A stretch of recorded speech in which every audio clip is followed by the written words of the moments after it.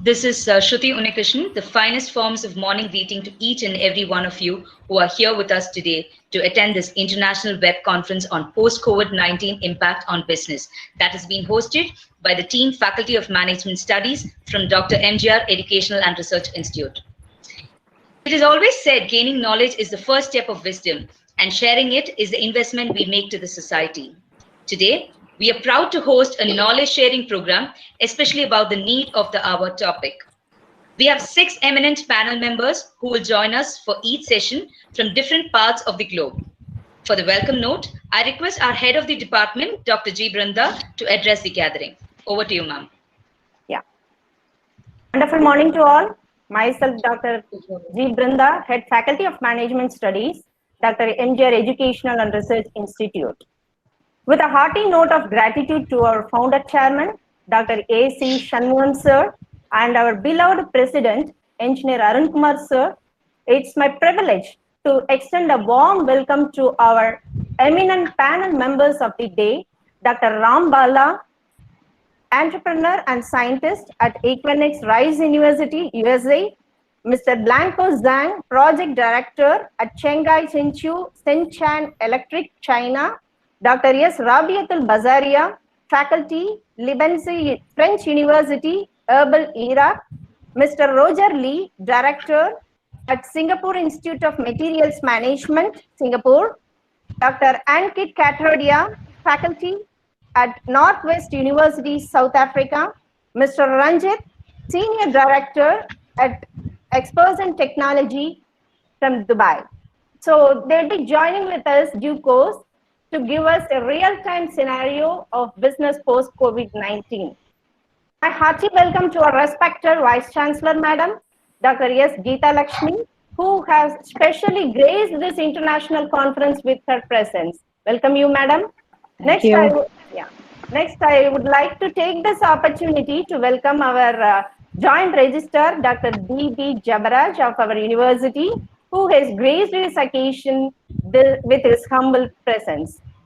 We would like to welcome various academicians, industrialists, research scholars, students from various universities and corporate personalities who, in spite of all this difficult situation, eagerly participating to sharing knowledge in this international platform.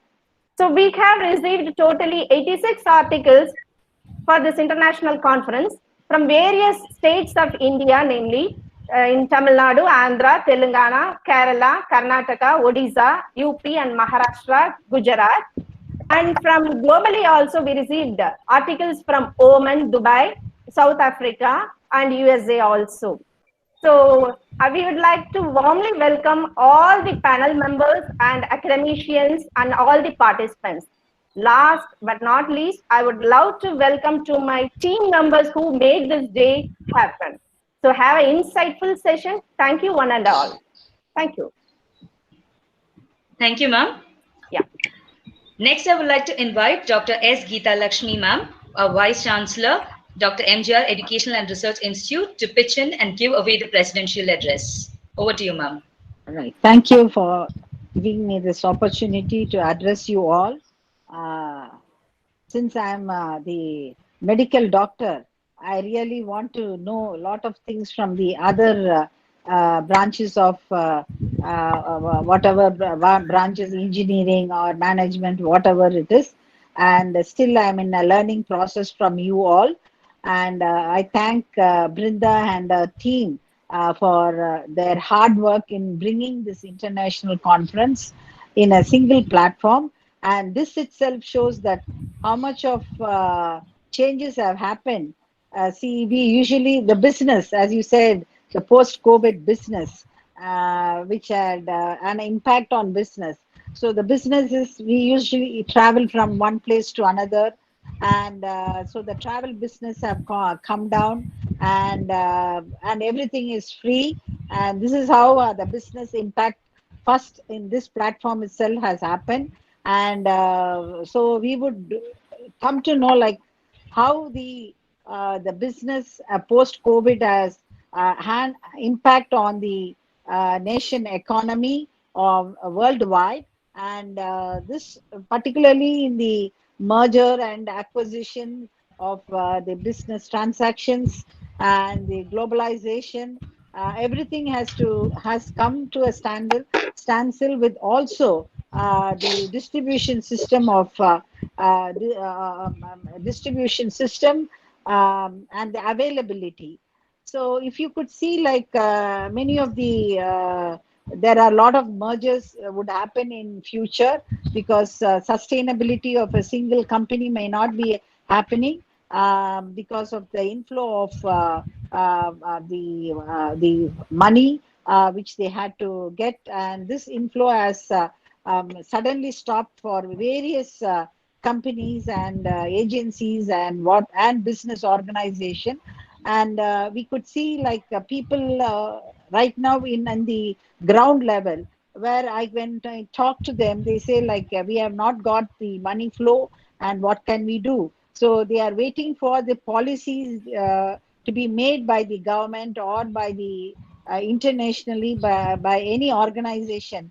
So everybody is keeping their hands folded and looking for certain changes to happen in near future. But of course, COVID-19 would have its would come down at one point of time.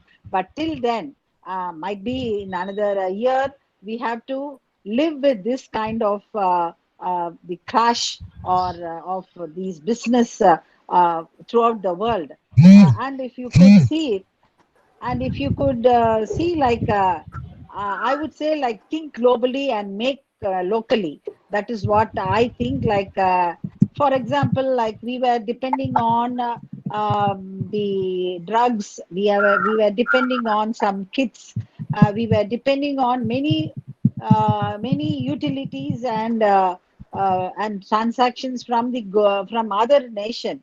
But now if you could see, like we were able to do all this on our own, in our own country, in our own, I mean locally also. So this has made people to realize their capacity to make things locally but think globally. So this would make the flow of the economy within the country, and also for distribution to other countries, where we have learned the art of making it within our country and locally. And this is how the business has changed, the scenario has changed, and the transactions have changed. And we are expecting more to come in the following months, like what are the policy decision global by the global agents, and as well as the our own nation. I mean, each nation will have their own policies to be made in their transactions. So we would wait and see what's going to happen in the post-COVID era. Thank you, one and all, for giving me this opportunity. Definitely, there are a lot of insights to be learned during this session with all the international people in global, I mean, international business people coming into this conference and giving their views. And definitely, we would learn from them also. Thank you, one and all. Thank you so much, ma'am. Thank you. Thank you, ma'am, for having graced this occasion with your humble presence. Ahead, we move with an inaugural address by Dr. D.B. Jebraj, sir, Joint Registrar, E&S Campus of Dr. MGR Educational and Research Institute. Over to you, sir.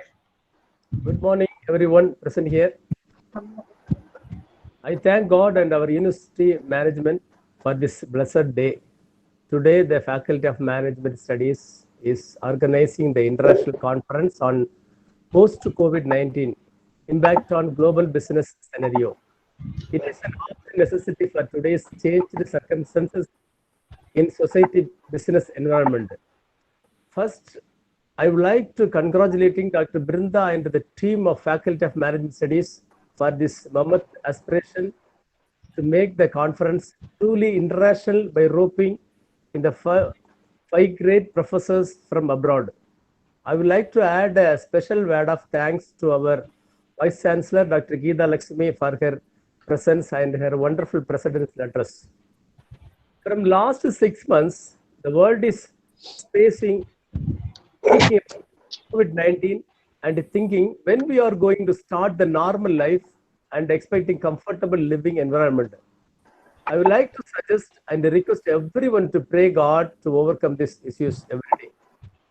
I would like to share here the very sad news that today we are reaching almost 80 lakhs and 61,000 confirmed cases and death around 4 lakhs 40,000 all over the world, which are announced by World Health Organization. Moreover, billions of people are locked down, unable to visit one another, unable to work, unable to attend schools, colleges, and unable to meet one another in public places. Most importantly, people are struggling at home. I would like to say that the COVID-19 shows us the importance of recognizing the true purpose of all our business and economies, our political parties and the government, etc. Entire world is fighting and facing multiple challenges. It is a challenge on the global level. As our Prime Minister said that everyone has resolved to turn this crisis into an opportunity. So I wish each one of you to take care of your health by following medical guidelines for preventive hygiene to feel safe during this COVID-19 pandemic. I wish this international conference to share many avenues of knowledge that the teachers, scholars, and the students and the people thinking of new business proposals benefits. Thank you all. Have a nice day. Thank you, sir. Thank you, madam. Thank you, sir.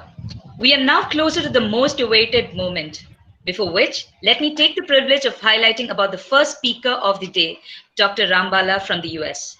A theoretical physicist and a machine learning scientist, Dr. Ram has extensive experience in deriving data-driven actionable insights by developing state-of-the-art algorithms for mathematical and predictive modeling in engineering, natural and life sciences. Dr. Ram has always been passionate towards advancing disruptive technologies. With an entrepreneurial spirit over the last 3 years, Dr. Ram is focused on developing a blood screening test that aims to transform cancer screening, facilitate cure, and to empower patients and families. Being an exceptional team player with an innovative and rigorous approach to problem solving, Dr. Ram has an outstanding scientific publication record too. Currently living in Silicon Valley, Dr. Ram is working as principal scientist at Equinix Global Operations. I'm sure the participants here are extremely eager to listen to you. This session is all yours, sir. Thank you very much. Yeah. Let me pull up my screen. Okay, hope folks can see the screen. Yes, sir. Yes, sir. You Okay, can continue. wonderful. Yeah, thanks for the invite and the kind introduction. Well, I simply go by Ram. There's really nobody apart from my late grandmother ever called me by my actual name. That's Ramachandran. I was born in Kodambakkam, and being a Chennai native, my heart naturally goes out to all those who live in the city, who on a day-to-day basis are simply trying to survive this pandemic and come out unscathed. My best wishes and love to all friends, family, fellow citizens living in containment zones in Kodambakkam, rest of Chennai, and for that matter, all over the world. Of course, a huge moment of respect and gratitude to all the essential workers and for all the sacrifices made by these noble hearts. You know, you see policemen, essential workers all through the city and everywhere around the world making this great effort. That said, I'm glad to be presenting here at this web conference on post-COVID-19 impact on global business scenario. Honestly, I think there is irony in the title. For us to talk about post-COVID scenario, even though we are currently still navigating through the crisis, still trying to flatten the curve as a society, still hoping that the successive waves will not hit us, still trying not to get infected, and really hoping not to get our loved ones infected. When I was approached by my friend and assistant professor Uma Maheshwari, soliciting me to discuss my views on the impact of COVID-19 on US business, my initial question was, why me? I don't even hold an MBA degree. and I've never aspired for one. Interestingly, her counter question was, why not you? With that spirit in mind, why not us? With that spirit in mind, I started thinking about what's the top question for many of my fellow residents in the United States. In my opinion, that is, how long will I keep my job? How long will I be able to continue providing for my family? Naturally, I chose the unemployment word cloud here as seen to represent this mindset. I would be talking about comorbidities choking businesses. But before we get there, on perhaps a less serious note, let's talk about the most obvious casualty in the business setting. At least for this year and the next, easily, it's the open office setting. I live in San Francisco Bay Area, home to Facebook, Google, Apple, Netflix, Tesla, Uber, and many more technology giants and unicorns. Almost all these companies spent several $1 million over the past few years in trying to renovate their office space to keep it really cool, interactive, and fun place to be. The picture on the left. Basically, to allow employees to simply live there, live in the office spaces. But now such office spaces are like biohazard labs, really. Fancy ping pong tables and free food bars are now virus hotspots. In summary, man proposes and COVID-19 disposes. That's what has happened. From a macroeconomic standpoint, it is obvious that the United States economy took a big hit in Q1 2020. You see here the quarterly real GDP growth in the United States from 2009 until 2020. You see this huge dip here in Q1 2020, and negative 4.8% of quarterly real GDP growth. It's not difficult to imagine that the Q2 results would be either equally devastating, if not more. Now let's look at the Q1 survey by Federal Reserve Bank of Dallas on the COVID-19 impact on corporations. Unsurprisingly, a massive 2/3 of the corporations had a negative effect. Even worse, nearly 75%, the bar chart on the pie chart on the right, 75% of the companies foresee a negative outlook for the upcoming years. Being an entrepreneur myself, I'm naturally interested in understanding the impact on startups. To understand how tense the founders and founding employees would be, a good measure is by months of runway left. Basically, how long can a startup survive before the next round of funding? Alarmingly, nearly 75% of all startups are just left with less than 9 months of runway. If the capital dries up, we are seeing a catastrophic scenario in the startup space. Let's now look at the impact on small and medium businesses. Even though it is from March, this graphic from the National Federation of Independent Businesses is very interesting. Let me walk you through it. Let's look at these middle bars here.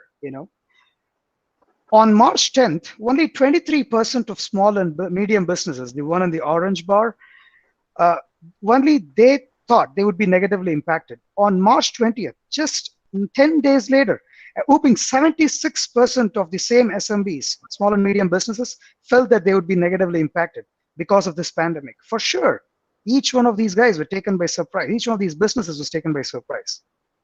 While these macroeconomic indicators may provide a good overview, I think it helps to get a little bit specific. Here, let's look at catastrophic measures that a few businesses went through. Especially being a capitalist economy, several businesses filed for bankruptcies and subsequent layoffs followed in the United States. Here, I list some casualties that happened between January and April. Okay. Well, some of these brands may not be familiar to the non-American audience. These brands are household names in several parts of the United States. Details aside, what can be really related by each one of us in this is the economic impact and the livelihood impact these business failures have had on millions of people, their families, and societies at large. A mere look at the locations, the sheer number of locations, 700, 850 locations of all these retailers, and the sheer number of employees and all these layoffs tells us a huge grim picture. As somebody with an innate interest to question the status quo, I thought to myself, is there any hope to be prepared for such fallouts? What can businesses really watch out for? Make no mistake, it is no doubt an audacious question. But then every difficult question got to start off with some baby steps.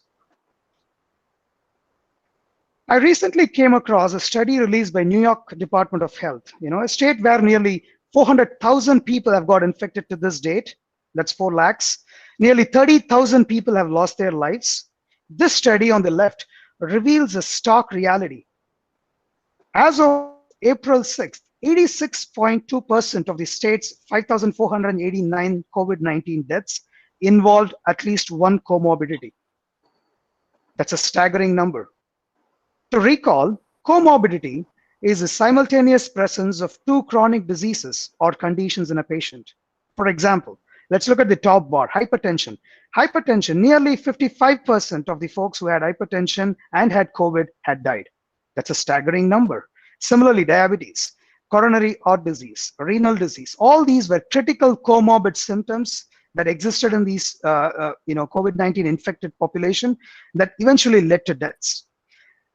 On the right, what you see is the number of people who got hospitalized, adults that got hospitalized with COVID-19, and they had some comorbid symptoms. A similar story here: hypertension, obesity, chronic lung disease. I'm sure every population across the world had its own set of comorbid symptoms. I'm no means saying that these are the comorbid symptoms, but the key point here is that the underlying health conditions, there's alarming commonalities across age groups and across hospitalization numbers and across the fatal consequences or fatalities here. That tells something about a comorbid disease. So the natural question was, what does it mean to translate this comorbid scenario towards business health? In this slide, what we see is a comorbidity impacting business health. How can that impact? What does it mean? What does it even mean to define this? So here I define it. It's a definition coming from my end. The simultaneous presence of 2 chronic issues in business ledgers, practices, whatever, right? It has to be refined. But an example here, if a business is COVID-19 impacted, almost all businesses are, as we just saw, a high recurring debt is more likely to cause layoffs or even cause bankruptcy. That's an example here. Let's take a much more detailed example. Hertz files for bankruptcy. 16,000 employees let go was a title, was an information a month back. Hertz, to give a context, it has been 100 years in business. It's one of the country's largest rental vehicle companies in the business. It has close to 700,000 rental vehicles around the country and perhaps around the world. $25 billion in assets, $10 billion in revenue on its best day, on its best year, close to 38,000 employees. This is the business we're talking about. And when Hertz filed for bankruptcy, it's not just the employees were let go. It had adverse effects on car makers, including General Motors, the parts suppliers, used car selling business, individuals, creditors to company, traders, investors, whatnot. We don't even know who all is going to be impacted by this. Now, let's take a look at, did some warnings get overlooked? Was Hertz purely COVID-19 casualty, or was it something behind the scenes where some warnings overlooked? For example, did Hertz fail because of its inability to recognize fast-changing trends like Uber, Lyft, car-sharing apps that came? Did Hertz refuse to adapt business and had its own substantial inertia? One-sided paper contracts, delays while renting, and all that. Maybe they're all very archaic. Not doing what it takes to keep customers happy. Hertz apparently lost money for 4 consecutive years, including $59 million in 2019. It had numerous restructures, 4 CEOs recently. And on the date of bankruptcy, it has $19 billion in debt. And the natural question here is that, like personal health and fitness, what can a business really do to stay healthy and avoid choking? I believe, and we all acknowledge that a business should be in its best possible form. And really, that's all a business can strive for. It's not difficult to imagine that the consequences for each society, organization, team, and individual is very nuanced. What I really wish is that each of us think for ourselves about this very important question. How can we help businesses stay healthy and help them avoid choking? In our roles, what should we do? Obviously, my intention is not to be prescriptive here. Honestly, nobody knows what's the right answer for every business. It's so subjective. However, we all have roles to play. For example, students and researchers can help identify comorbidities affecting business health. One can think of case studies. For example, why did Hertz fail when its competitors like Enterprise and Avis did not fail? They could publish market-specific content, increase awareness. When it comes to consultant advisors, who eventually several of the students here would eventually become, watch out for these warning signs bordering comorbidity.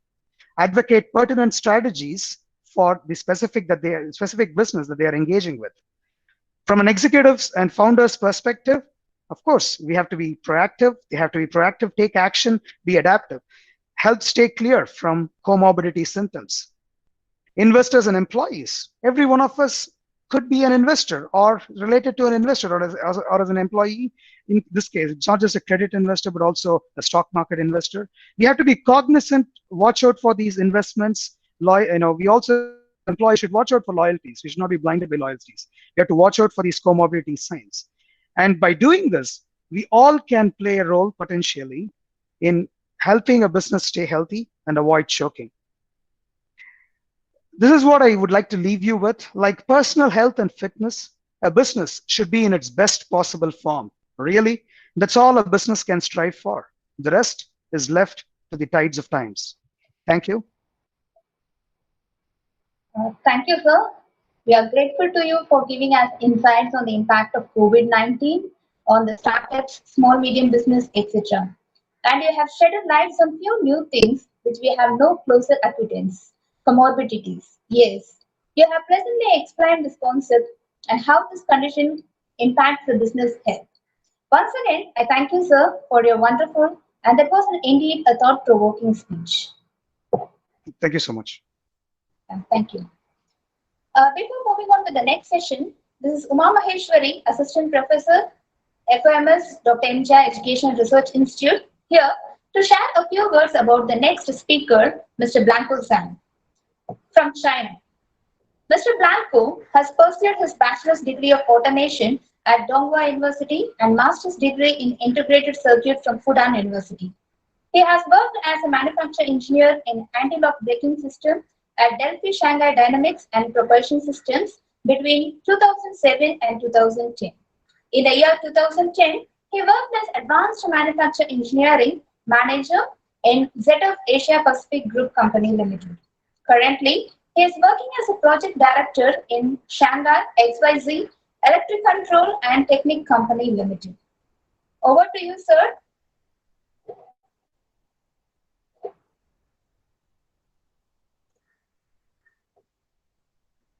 So, hello, Mr. Blanco.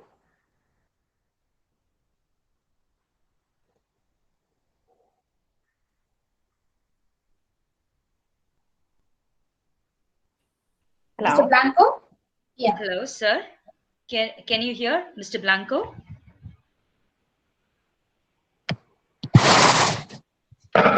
Dave, sir, is he online, sir? Yes, ma'am. He is an online, but he is mute herself, ma'am.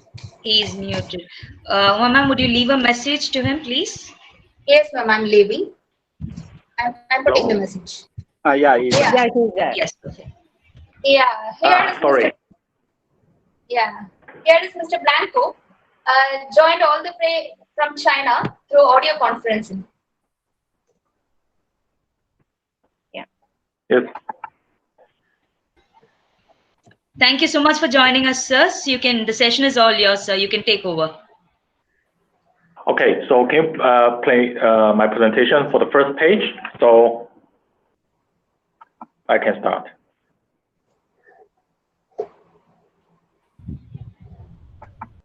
Ma'am, he wants you to present. Can you just? Yes, ma'am. Yes, ma'am. I'm starting.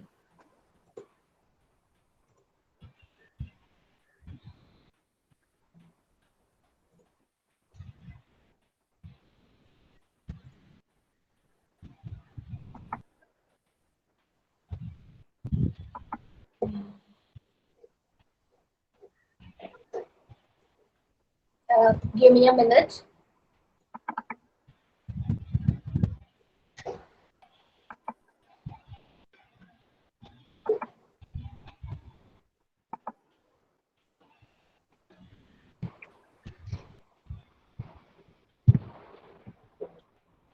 Ma'am, next slide. This one is Yes. Pala's slide.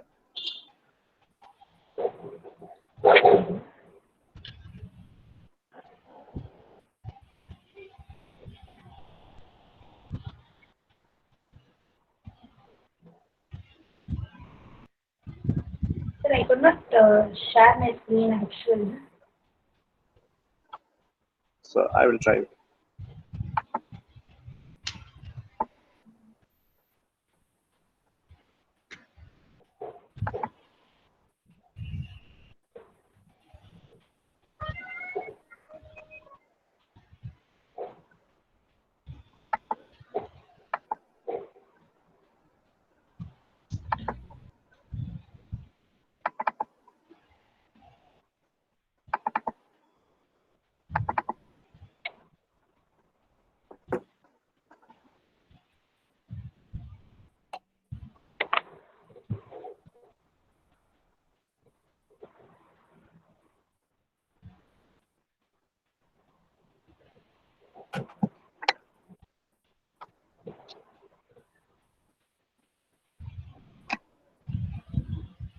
Sir, I think I am.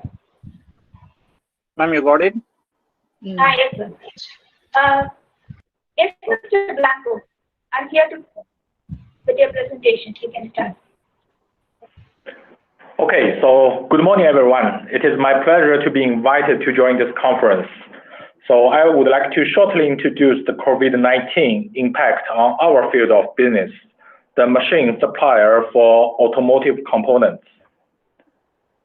Okay, let's go to the next slide. So please let me shortly introduce our company, XYZC. XYZC is built on 23rd May 2003. We offer a complete industrial engineering solution of customized designing, producing, controlling, testing, traceability system, and software. So we have successfully cooperation with many world-known customers in vehicle and automobile industry. There are over 80% of our employees with degrees above college and certain masters and doctors. So go next slide, thank you. So this page shows the main customers which we cooperate since a long time. Basically, where the customer open the plant, we ship the assembly lines to that location. For sure, include Chennai, India.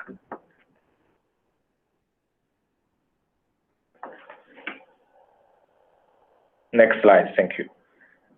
These are the main customer products we are focusing on, include the seatbelt system, airbag systems, and braking system.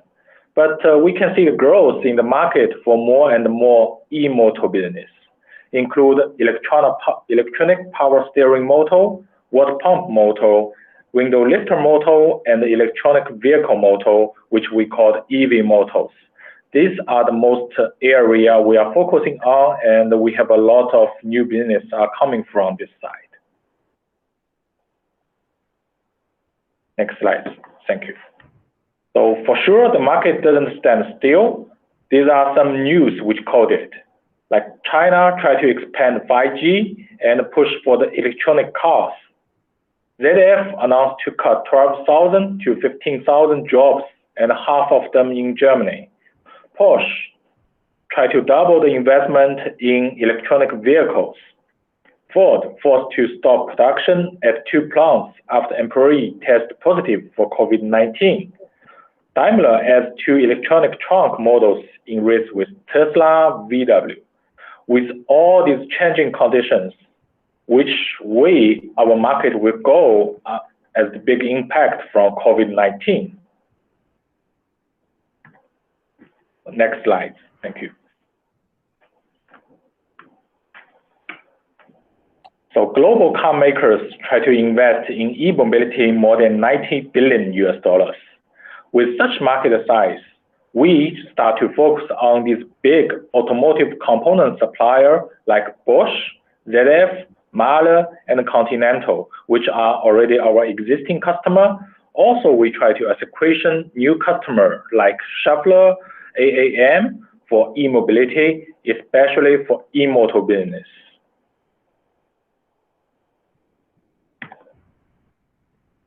Next slide, thank you. As you can see, the chart regarding the life cycle analysis for most important product fields. Most product fields in maturity, automatic drive level 4, e-mobility, and electronics with relative high market growth. That is the reason why we focus on the growth phase product. Even COVID-19 most likely will slow down all the activities.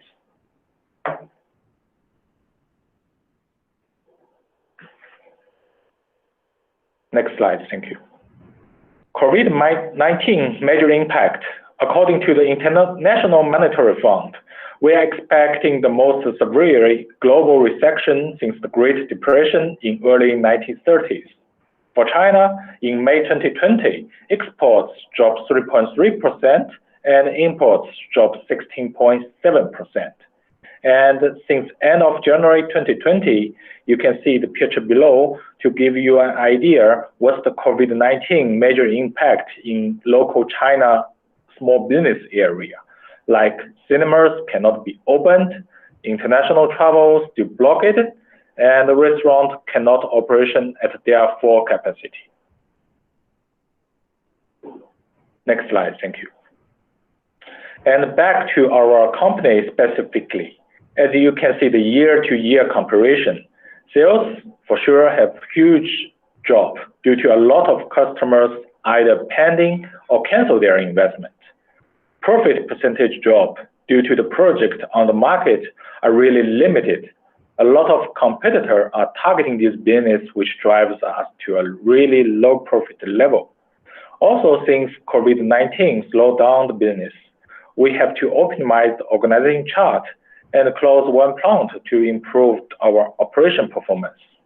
Also, cash is controlled more strictly to improve the cash flow. And finally, we must switch to survive mode and be prepared when new business coming. So that's my presentation. Keep safe and thank you very much.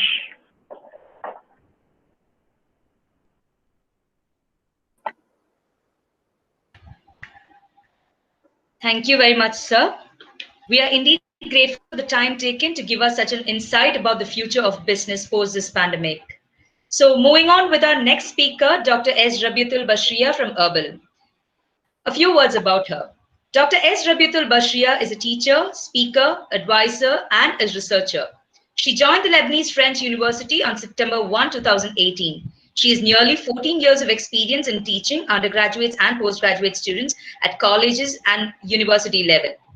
She has been awarded PhD from the reputed School of Commerce, Madurai Kamaraj University, India.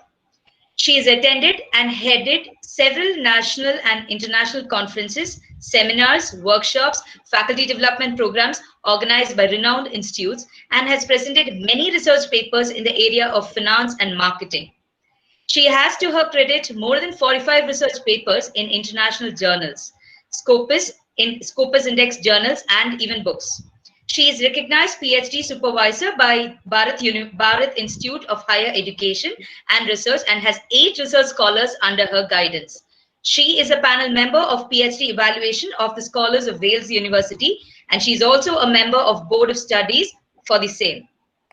Her areas of interest are finance, accounting, marketing, human resource, etc. We are extremely happy to have you amidst of us, ma'am. The session is all yours.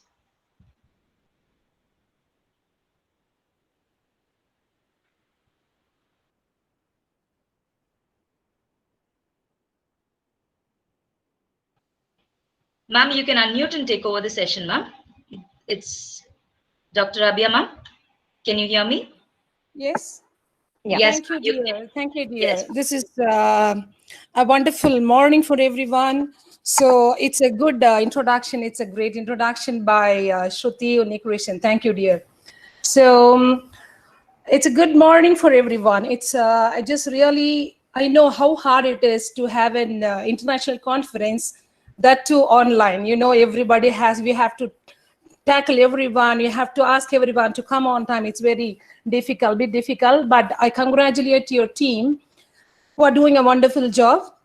And here I have to say a few words about Dr. G. Brinda, who she's She is not only a colleague, she's not only a friend, she is a well-beer of me, where she never forgets me to invite in whatever programs she organizes.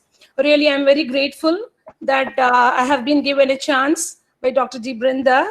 So thank you, ma'am, for this wonderful opportunity, what you have given. So It's I our hope, pleasure.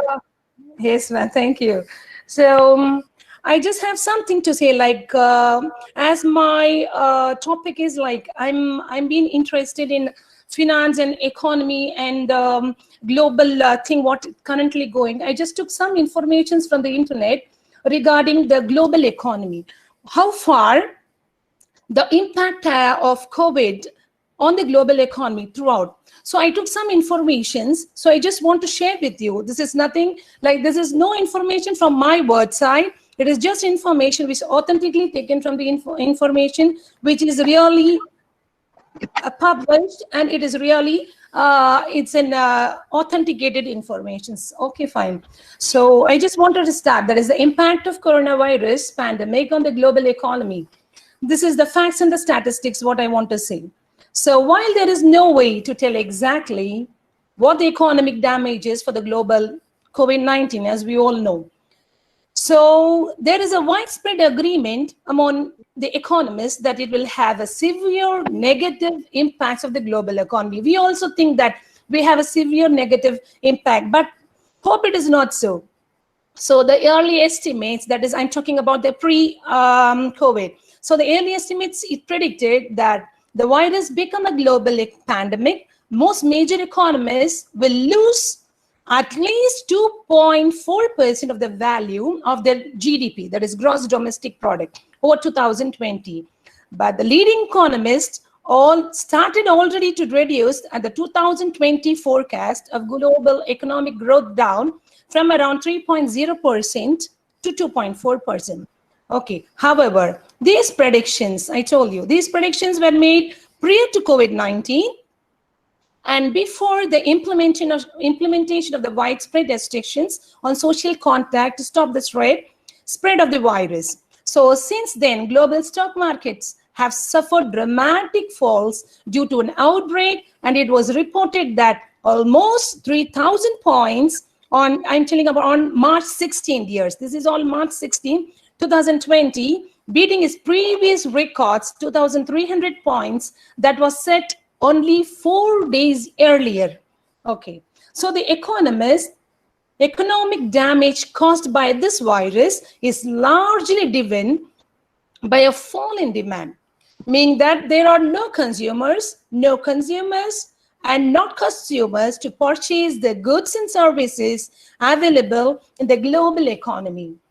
So it's just a prediction. This dynamic can be clearly seen in heavily and affected industries such as travel and tourism. To slow the spread of the virus, countries place restrictions on travel, meaning that many people cannot purchase flights for holidays or business trips. This reduction in consumer demand causes airlines to lose planned revenue, meaning they then need to cut their expenses by reducing the number of flights they operate. Without government assistance, eventually, airlines will also need to reduce a layoff staff to further cut costs. It obviously does, right? The same dynamic applies to other industries. For example, with falling demand for oil and new cars as daily commutes, social events and holidays are no longer possible.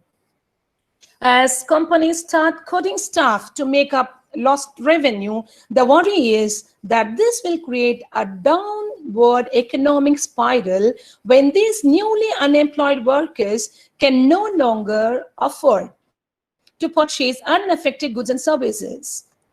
So that is what it is happening nowadays. To use retail as an example, an increase in unemployment will compound the reduction in sales that occurred for the closure of the shop fronts, cascading the crisis over the online segment, retail segment, which has increased throughout the crisis. Okay, so it is the dynamic that the economists have contemplating whether this pandemic could lead to global recession on the scale of Great Depression. And despite the clear danger, okay, that the global economy is in, there are also reasons to be very hopeful that this worst cases of scenario can be avoided. The governments have learned from previous crises, because we have, the world has seen many crises yearly. So the governments have learned from the previous crisis that the effects of the demand-driven recession can be countered with government spending. Consequently, many governments are increasing their provisions of monetary welfare to citizens and ensuring businesses have access to the funds needed to keep their staff employed throughout this pandemic. In addition, the specific nature of this crisis means that some sectors may benefit, such as e-commerce, food retail, and the healthcare industries, providing at least some economic growth to offset the damage. Finally, there is the fact that the crisis may have a clear end date when all restrictions on movement can be lifted. That is, for example, when a vaccine is developed. We are all waiting for that. So taken together, so this means it at least possible the global economy could experience a sharp rebound once the pandemic is over. There are still many variables that could affect such an economic recovery. For example, a reduced supply of goods and services to meet lower demand could create mid-term shortages and price increases. But there are some reasons to think that, dears.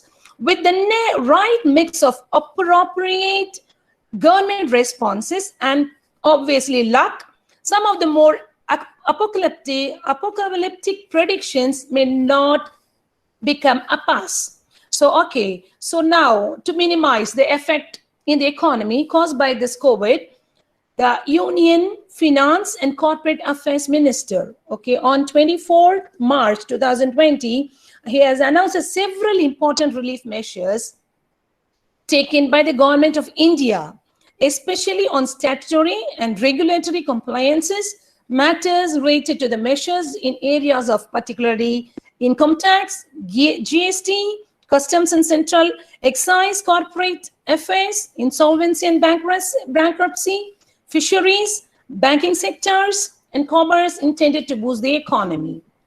So what are the steps taken by the government? And I'm just telling about the Indian government at this stage has taken a lot of measures. See, I have taken some important measures or important information what the Indian government has taken. See, first it goes with the income tax. They have extended the returns date from the financial year 2018 and 19 from 31st March 2020 to 30th of June 2020. So, and they have extended the date of linking the Aadhaar also till 2020 June 30. And we have some more like due dates of the issues of notices, intimations, approval orders, sanction orders, filing of appeals, and many more. Tax Act, Wealth Act, everything they have, which has been expiring, like they have extended till 30th June 2020. So that is, they hope that between March, everything will be over and they have finished it. That is, they have extended till 2020, 30th of June. Maybe we may be sure that this date also can be extended, might be or may not be, right, dears? So, and next one is we have the GST, that is indirect tax. Those having an aggregate annual turnover less than 5 crores can file, that is returns, GSTR 3B, okay, due in March, April, and May 2020 by the last week of June 2020, without any interest or late fee or any penalty. Okay, so this is an important one. And we have like corporate affairs also, dears. So the corporate affairs, like the mandatory requirement of holding meetings. So the companies which are supposed to hold the meetings, the board meetings within the prescribed interval provided by the Companies Act 2013, that is hardly 120 days, So it's hardly 4 months. It shall be extended by a period of another 60 days till the next 2 quarters. That is till 30 September 2020. So this has given an advantageous or positive way for the corporate affairs And those who could not attend the meeting, so that is like non-residentials who could not attend the meeting, that is, if we are supposed to attend at least one meeting, even then in this pandemic they could not, if they could not attend the meeting due to some flights and all, so it is not considered as a wrong thing and it is accepted. Okay, so and deposits requirement to create a deposits reserve of 20% of deposits maturing during the financial year before 30th April shall be allowed till June 30. So these are some informations what I found out, which was very interesting and which was very useful for the corporate sectors and the business people. They would be happy. And I have another one more here. See, in view of the demands of the general public regarding opening of the certain activities, as also considering the condition of the COVID-19 in particular areas, and in order to improve the deteriorating condition of the economy, the central government and or the state government have announced certain relaxations from time to time in order to restart the economic operations, particularly relating to healthcare, agriculture and allied, and also small mohalla shops dealing with books, electric fans, services by electricians, plumbers, or water purifiers, etc. So I have some more also, but these informations are like, this is particularly, these informations are useful for the business people and the corporate sectors, where they have a positive hope that they can fight this pandemic and they can just certainly increase the economy of the country and as well of the world too. So to conclude, what I say is like, the coronavirus, which is pandemic, may wreck the Indian economy. Yes, it may wreck, but no problem. The level of the GDP may further fall. It is about to fall, really. More so when India is not immune to the global recession. In fact, it is believed that India is more vulnerable, yes, since its economies has already been ailing and in a deep-seated slowdown for several quarters, much before the COVID-19 outbreak became known. The Prime Minister of India has already spoken of setting up an economic task force. I hope you all know this one, to devise policy measures to tackle the economic challenges arising from this virus and also on the stability of the Indian economy. However, the concrete plans would have to be kept in place to support the economy and its recovery. So as the disruption from the virus progresses globally and as well as within India, it is for us to forget, at least for the time being, forget everything for the time being, all talking only about the economic recovery, and instead join hands. Let us join hands wholeheartedly and we can tackle this COVID-19. That's all, dears. Thank you very much.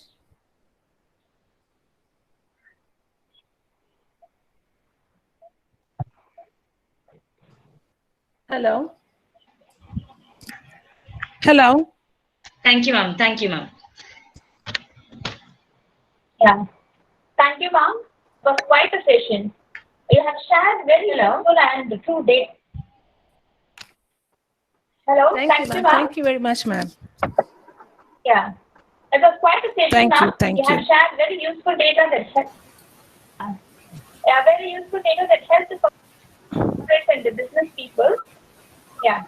I'm sure this would have kindled many of your thoughts about what's going to be the future of the business world.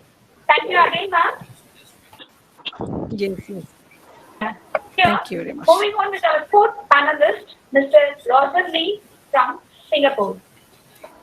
Roger Lee possesses BSc degree in Applied Economics from the University of San Francisco and an MBA degree from the University of Strathclyde. He is further trained in various management functions and in marketing, diploma in management studies from Singapore Institute of Management, diploma in communications, advertising and marketing from CIM UK, and he is also a certified purchasing manager from CPM USA. Roger Lee is the director of the Singapore Institute of Materials Management and oversees the academic affairs and global relations of the institute. He is currently serving as a vice chairman of the Asia Pacific Logistics Federation. In the adult learning certification, Roger is well versed with the logistics cluster of Singapore's Skills Future Framework. and he is also certified as an adult trainer by the Institute of Adult Learning, which is a unit of the Singapore University of Social Sciences. His current research and consultancies include logistics digitalization framework, business resilience management, and lean management techniques. We are extremely proud and honored to have you amidst of us today. The session is all yours. Oh, hello, hello. You can start. Oh, hi, hi everybody. I wonder whether you can hear me. Is it okay? Are you able Yes, to hear sir, me? you're audible. You're audible. Yes. Perfect, sir. Yes. Oh, wonderful, wonderful. Okay, okay. Greetings from Singapore. You know, and good health for everyone. And I'm so excited. And I want to thank Dr. Brinda for inviting me. Thank you so much. Today I'm going to share a little bit on supply chain. You know, earlier on, I hear about global trade and so on. And of course, supply chain and global trade actually interact very, very well. And just a brief introduction of my institute. We are the Singapore Institute of Materials Management. We do nurturing of, our mission is to nurture professionals in this area, logistics and supply chain. And right now, because of e-commerce, the power of Flipkart, the power of Alibaba, the power of Amazon, all right, have actually changed the way logistics is running. You know, a lot of disruption in this area. So therefore, I thought of sharing the post-COVID logistics arena, all right, which I hope to share very quickly. I know that I've got only 15 minutes, and Singaporeans speak very fast. So you know, I know that I met a lot of Indian academics. They speak faster than me, all right. But I will try to slow down a little bit. You know, sometimes I kind of rush. So I start my screen. This is the first time I try it. I do present now. I try it now. Entire screen. Okay, share. Okay, sharing now. I'm not sure whether. Okay, are you able to see the PowerPoint now? Are you able to see? Not yet, sir. Not yet. Oh, not yet, huh? Okay, okay. Sir, you know, okay, sir, you know, screen you have let to me choose present now, sir. In below the window, it will be shows present now. You just click that present now and. How about you? Are you able to see my? Yes, desktop? yes. Yes, yes. Yes, your desktop is being seen. Okay. Are you able to see this? All right. Yes, sir. Yes. Okay. Okay. Great. All right. So, you know, SMM, Singapore Institute of Materials Management, have been formed since 1980. It's a 40-year-old professional institute, and we are actually moving towards what we call e-commerce supply chain. You know, it's a very big thing now. Of course, e-commerce supply chain encompasses a lot on analytics and so on. So today, I will share a little bit on business resiliency in post-COVID, you know. And I think this is a very interesting subject. I guess for most of the academic involved in supply chain, this is actually very exciting now because of what we call business resiliency. In the latest research by the Global Survey of Manufacturing Firms, all right, we talk about what are the various impact, all right. Number one, if you look at it, number one is we talk about part shortages of 75%, workforce outages of 65%, transportation disruption of 70%, cannot deliver to customer 45%, and 31% drop of import from China. All right, and this is conducted by London Business School. All right, why China? Why not many other countries? Because at the moment, China is still the world factory at the moment, especially on high-tech products. Now there are a lot of network now saying that people will leave China. People got to leave China. But as we know, under supply chain for high-tech, you cannot leave a country just like that. It will take time for you to leave a country. It's not so easy to leave a country. Therefore, China is still the number one in terms of a lot of the technology products, a lot of consumer products are still, China is still very strong. However, there are what we call spillover. There are a lot of spillover from China to ASEAN countries. Spillover of manufacturing to Thailand, to Vietnam, right? To China, to Vietnam, and some to India too, I believe. All right, I know a lot of investment out. But however, there's still a very big portion of manufacturing still done in China because the supply chain cannot, we call it the word hollow, cannot hollow out so quickly, all right, even though people want to leave China. And also for supply chain, we call it the multi-tier supplier. You know, supplier level 1, level 2, level 3, level 4. The multi-tier supplier is also located in China. So it's not easy to move everything out because of the COVID, all right? And of course, the demand shock. If you look at it, high-tech consumer demand shock under rate is widespread, all right? FG stands for finished good. Finished good reduce, all right? Lines down and revenue loss.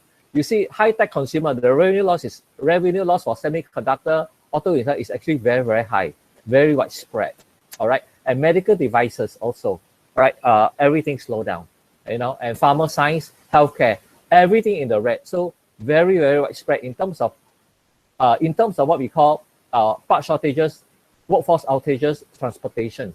And of course, in Singapore, we are facing some problem in what we call layoff. You know, some of the factory, because of the business have dropped, all right, they have to lay off people. So I believe in many countries, unemployment will become an issue, all right, based on the post-COVID, all right. And of course, expected supply chain fallout post-COVID. You know, one of the most popular model is what we call the SCORE model. Researchers who look at logistics and supply chain, you will look at SCORE model. The SCORE model comprises of plan, source, make, deliver, and return. All right. Under the plan, you talk about balancing aggregate demand and supply to see what is the best source of action. All right. And right now with COVID, even after post-COVID, there's still difficulty in planning due to supplier fluctuation. Right. You can't plan, impossible to plan because your supplier is not online yet. You know, your supplier is not up to date yet. Another one is what we call source under the SCORE model. The source is procurement of goods and services. Well, there will be what we call expectation variation of pricing, right? The prices will actually go up, not coming down, because, you know, people have to pay a lot more for overtime. You know, like in a warehouse, for example, normally you have got 20 people working in a warehouse, but because of social distance, you can only get 10 people. The second batch will be in the afternoon. Second batch will be 10 people. So you need to stretch your number of people in the warehouse. So it will, the cost will go up, right? And of course, make, right? Processes that transform product to finished state to meet plan or actual demand. We expect what we call bullwhip delay. Bullwhip delay meaning that there will be what we call expectation of excess inventory. The bullwhip effect is talking about excess inventory because you do not know when your inventory will flush out, all right? And of course, deliver, all right? Deliver will be expecting delay, right? Some of you will buy from the internet, right? And the internet guy, you know, I bought something from the internet about 2 months ago. You know, the internet guys, I bought from Lazada. You know, the guy replied me and said that, so sorry, we cannot deliver. I shall refund you. Wow, when they refund, it also costs them money. All right. So expect delay under deliver. And of course, return. Return will be those parts that are return goods for some reason. All right. The return goods, you know, we call it reverse logistics. All right. Expect high cost and lower customer service. All right. Just basing on a very simple SCORE model, it doesn't look very, very bright. All right. You know, it's very challenging, even post-COVID. It will take time, all right, to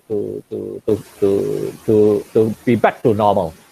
Expectation, all right, high variance, cost variance, delivery delay, that's expectation, and outcome will be lower financial performance and lower customer expectation. So this will be the very big impact on the supply chain people, all right. And of course, under the McKinsey research, all right, we focus on what we call protect, recovery, and resilience. All right, protection, recovery is COVID-19. And beyond COVID-19, we use the term resiliency. Right, we need to build resiliency inside our supply chain. In Singapore, we are very fortunate. I do not know how many of you have come to Singapore before. Singapore is actually very, very small. All right, it's a very small island. In fact, any big city in India, all right, the population will overrun Singapore. Singapore is very, very small. And for Singapore to survive, the resiliency has to be very important. And what kind of resiliency you think Singapore government would look at in the government level? What do you think? Okay, the most important resiliency for Singapore government is actually food resiliency, supply chain for food, because Singapore is very different from India. India have very strong agriculture, right? Singapore have got, if we can't get the food supply chain done well, the resilience is not strong, we will starve to death. We got no food to eat, right? Because we do not grow vegetable, we don't have animal farms, Yeah, so our food resiliency have to be very, very strong. As compared to India, India still have got a lot of resilience in terms of food. But for us, food resiliency is the most critical in Singapore. All right. And of course, under the supply chain framework by PUNIS, all right, we talk about number one, assessment, prevention, mitigation, initial response, and recovery. Okay, what are the various aspects? Under assessment, we talk about supply chain mapping. Prevention and mitigation, we talk about product design, component changer. All right, and initial response after disruption, we talk about information acquisition assessment.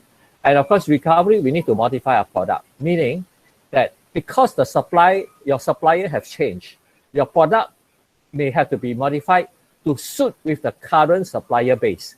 Previously you might buy from supplier A, but supplier A take too long to supply you. Then you have to look for alternative, supplier B. But supplier B specification will not be the same. So you have to modify your design of the product to suit supplier B. Whatever it takes, right, to help you. Other supply chain risk analysis, second column, right? You talk about recovery, talk about alternate sourcing, production and transportation option, all right? And then assessment under simulation and test. We talk about supply, demand, and cash planning, all right? So these are actually some of the areas we need to look at on what we call supply chain risk management and control, and all the while, I've been quite negative, right? Let's look at, instead of talking about negative, bad things that's going to happen, we talk about what we call opportunities for supply chain post-COVID. All right, I enjoy more on what we call opportunities, Let me go up again.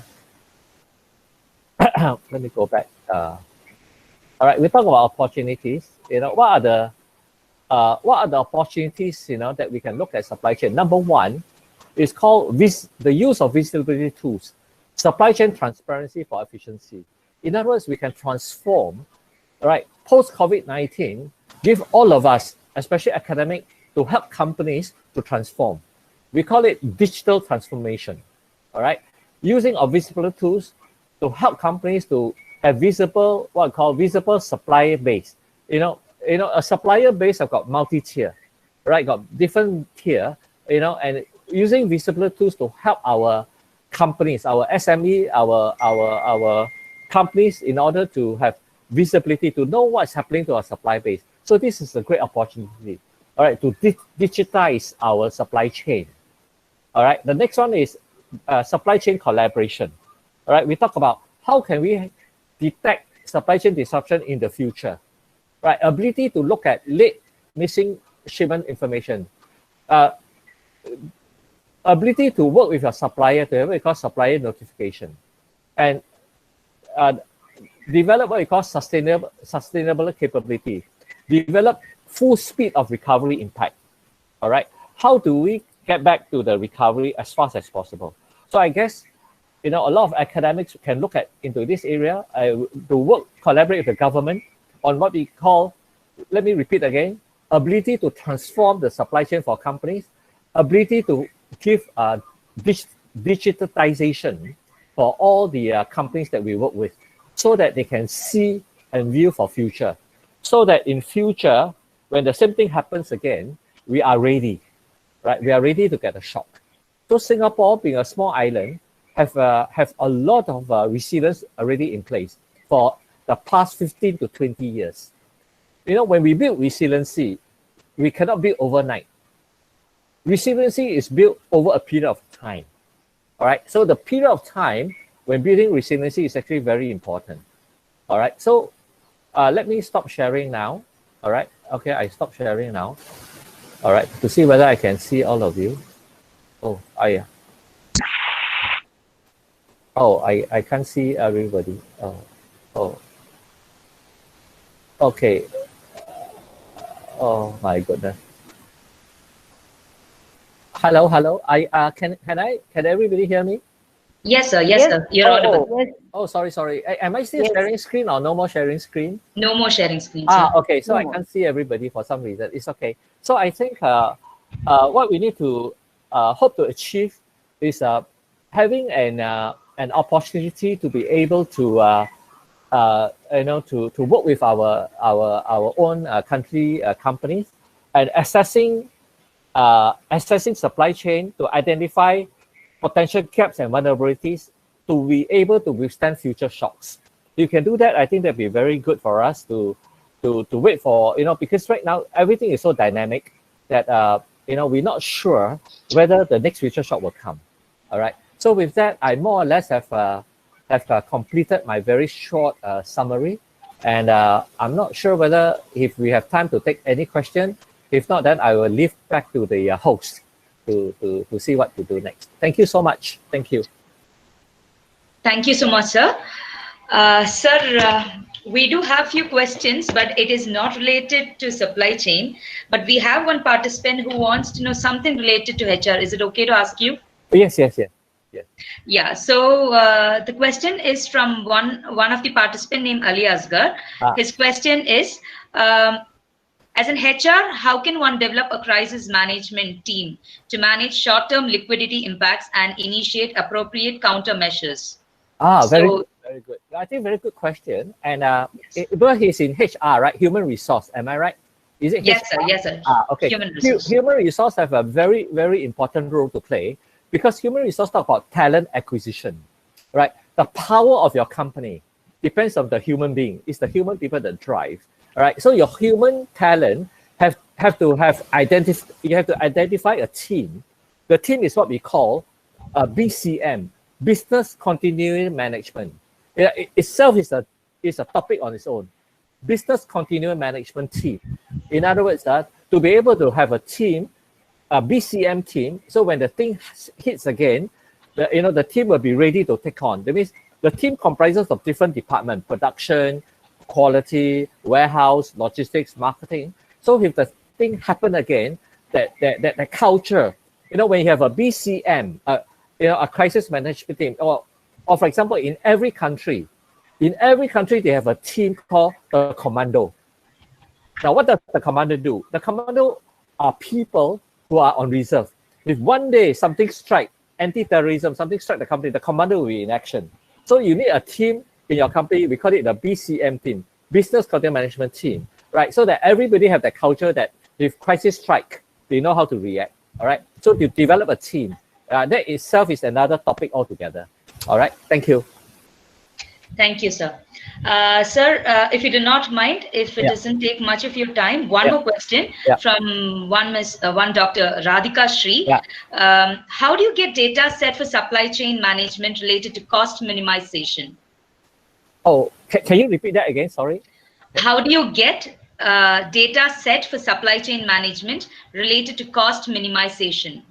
Okay. So basically, if you look at earlier on, the SCORE model, all right? The SCORE model covers plan, source, deliver, right?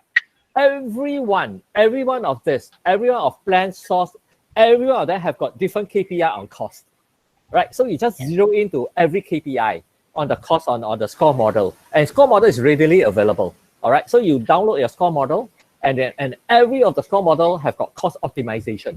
Everyone sourcing. How do you select your vendor? How do you decrease your vendor sourcing? Delivery. How do you select your 3PL? What's 3PL? Third-party logistics provider to support you. Everything is encompassed on SCORE model. If you spend some time on SCORE model, that'd be great. All right. Thank you so much, sir, for your time. No I think it was a brilliant session and definitely very informative too. And we are still looking forward for more of such informative sessions with you in future. So thank you so much for joining us, sir.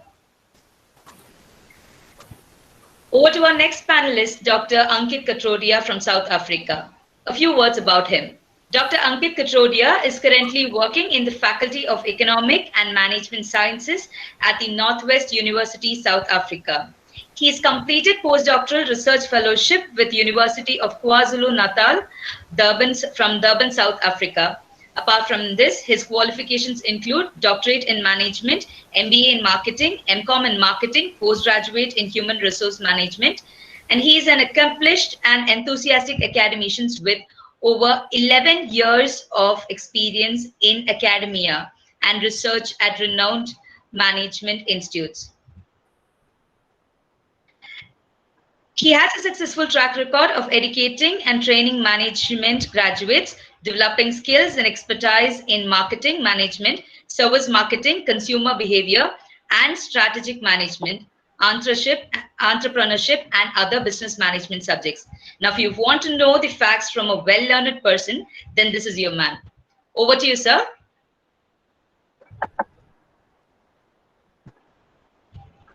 Sir, you're on mute. We can't hear you, sir. Good morning.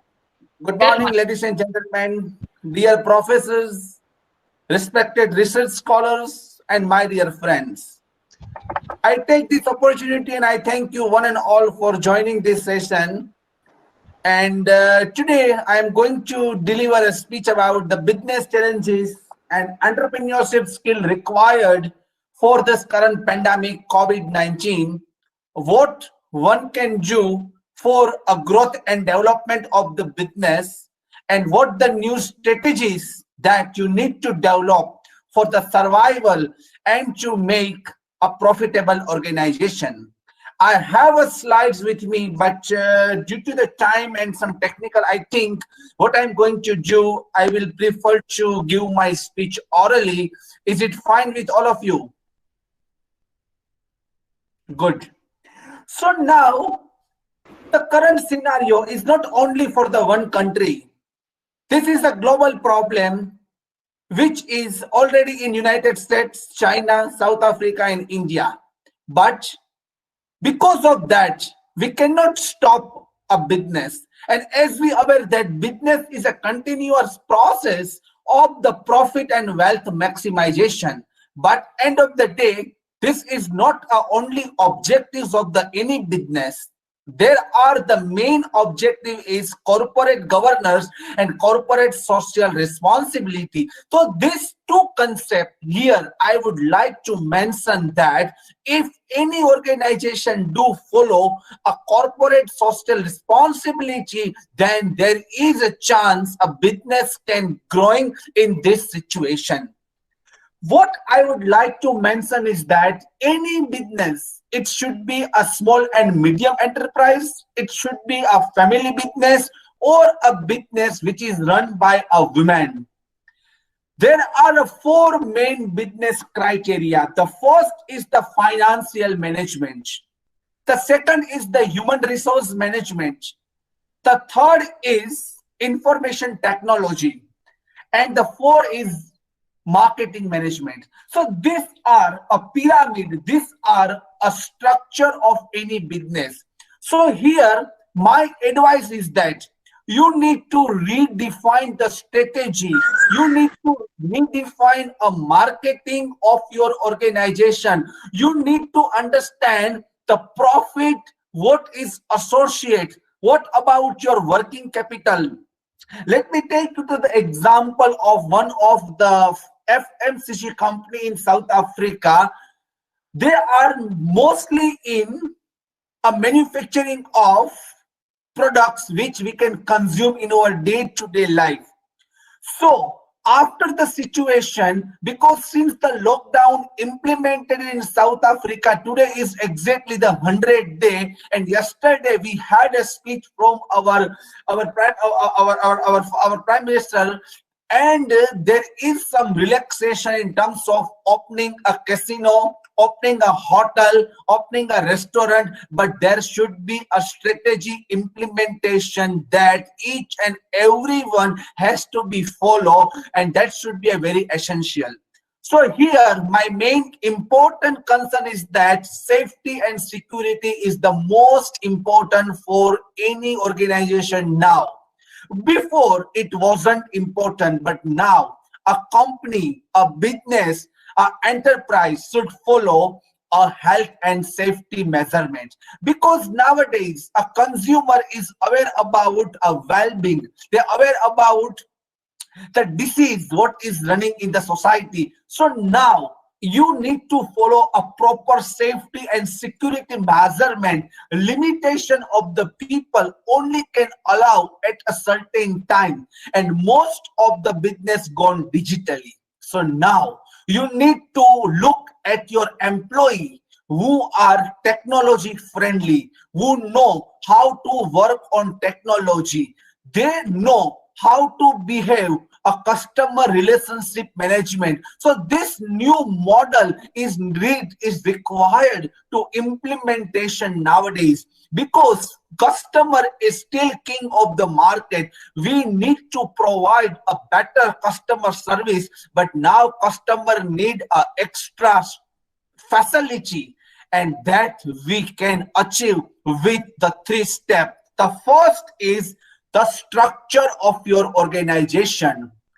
It should be a top level management, it should be a middle level, or it should be a bottom level management. You need to redesign the structure and work profile of each of the workers who are working. They're aware about a procedure, what should follow in terms of the safety. They should aware about the requirements which can help dealing with the customer. So first important strategy is the structure strategy. Second is the behavior. We are people from India, we are cultured, but nowadays we need to follow a strategy we call culture. How we can still follow our religious culture, how we can still follow our human culture, but end of the day there should be a procedure to behave, to meet person, and how we can engage a successful negotiation. And the last is the technology. So technology is now most important nowadays. The people can go with the B2B model. People can go with the online digital technology. So here, each of us need to know a basic technology which can required for the successful working of an organization. So my point here are the 3 main strategies that each and every business need to follow. The first is the structure, the second is the behavior, and the third is the technology. So these 3 changes are very important as per the current situation. Now coming back to the situation of the family business management. Here in South Africa, the history of the Indian is 125 years old, and our father of the nation, Mahatma Gandhi ji, was also here for more than 20 years. So the roots of the family business in South Africa are very, very old and ancient. I proudly said that many of the Indians are doing very well, and they are now owner of the big franchisee. They are now owner of the big hotels. So our Indian culture is like a business. Majority of the countries, we Indian are now in the prominent business. So each and every person need to identify a unique way of behavior which can promote a business. Now the next point is the marketing strategy.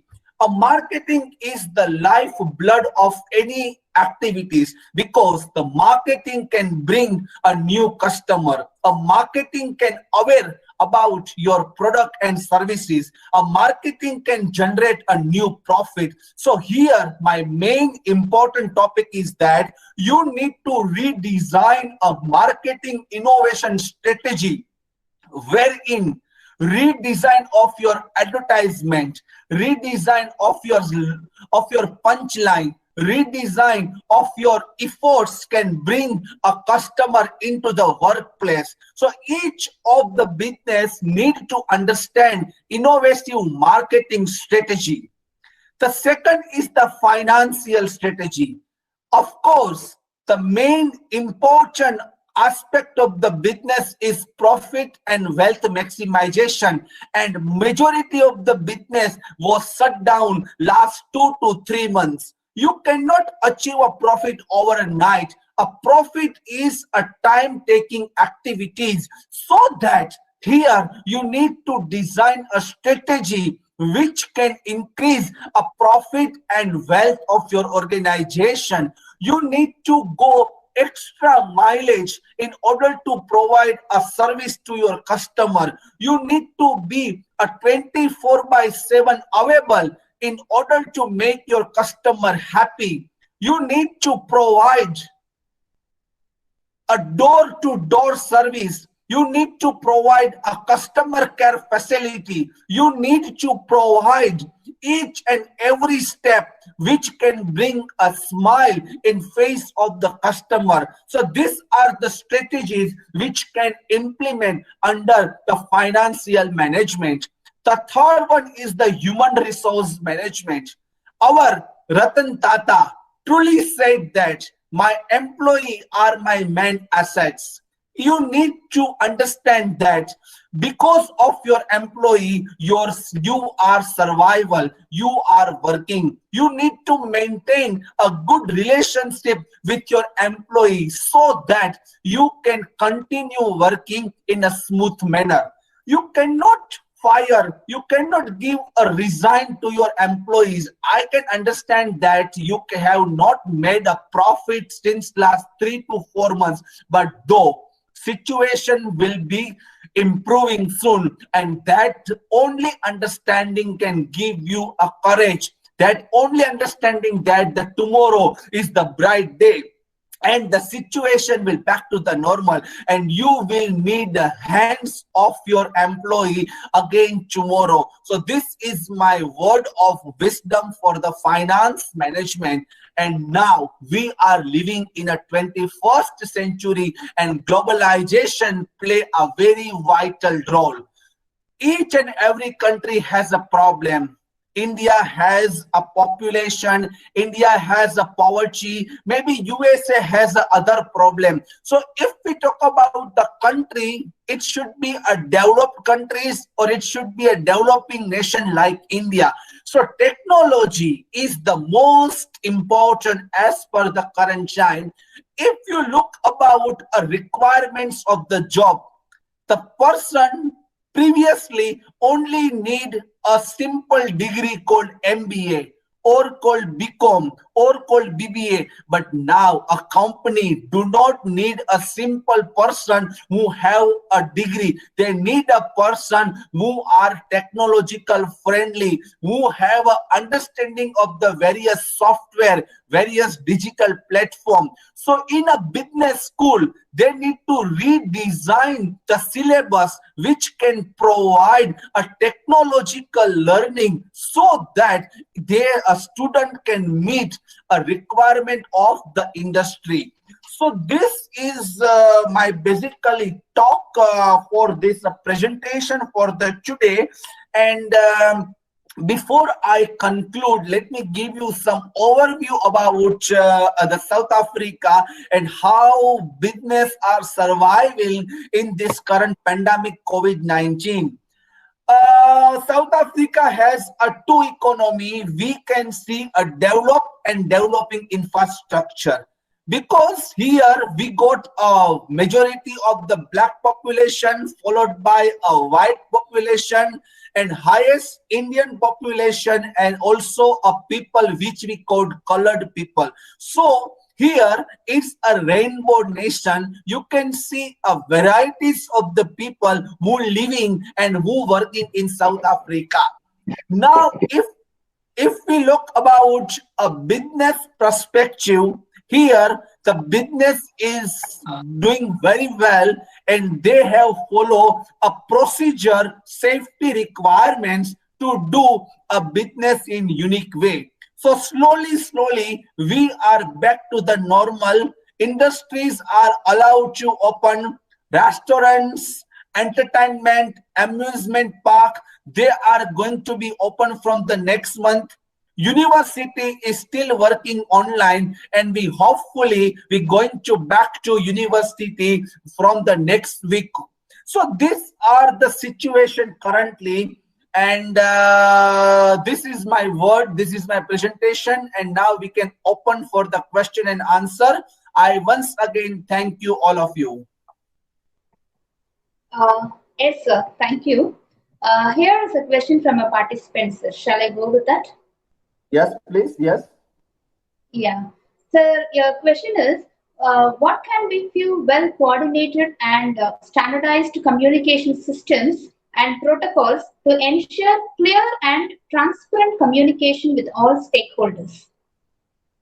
This is the Very question. good, yes, very good question. Here, a communication now is the very important. As we know, Walmart, as we know, other what you call banking or insurance agency, the new topic of the research is waiting line management. No one would like to wait until you serve. So here, my main important thing is that how we can do a better communication.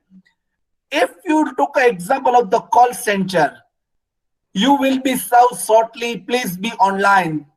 That should be repeat until 5-10 minutes, and the perception towards the service is going to be positive or negative. So here, communication means one person should take a responsibility for a one person until he get a final and an authenticate answer. So you cannot pass, you cannot deliver responsibility to someone. You should complete your task until customer gets satisfied, because nowadays there is not possible to face-to-face interaction. You should be a telephonic, you should be a digitally, and you should be a other platform where you can interact with your customer. So communication now play a very important role because of this current situation. Okay, sir. Thank you so much. Thank you. Yeah, thank you so much for your wonderful presentation, sir. And you have shared very detailed information, and you have given us an insight about the three strategies that is going to be changing for the future business. That one is structure, the two, the behavior, and the three, technology. That was an awesome information, sir. And now there is a little bit of disappointment is not being able to continue with this wonderful session, sir, any further. But with little what we have hear from you, we understand a lot can change after this in the world of business. Thank you so much, sir, for joining with us. Thank you. Now, moving forward to our final panelist, Mr. Ranjit from Dubai. Mr. Ranjit holds a computer science degree from University of Madras and has been in the IT industry for more than 22 years. Ranjit possesses experience and expertise in digital and business transformation, IT infrastructure management and service delivery, client engagement, and business upscale capability building. He has worked in various capacities and industries from IT, BPO, consulting, logistics, banking, etc., with clients in Asia Pacific, Middle East, Europe, and the Americas. Ranjit has been associated with organizations like IBM, Bank of America, Merck, Electronic Data Systems, Office Fiber Database Systems in his earliest days. Currently, Ranjit is employed with Experian Technologies in Dubai as Senior Director, Projects and Client Relationships for the Middle East and Africa.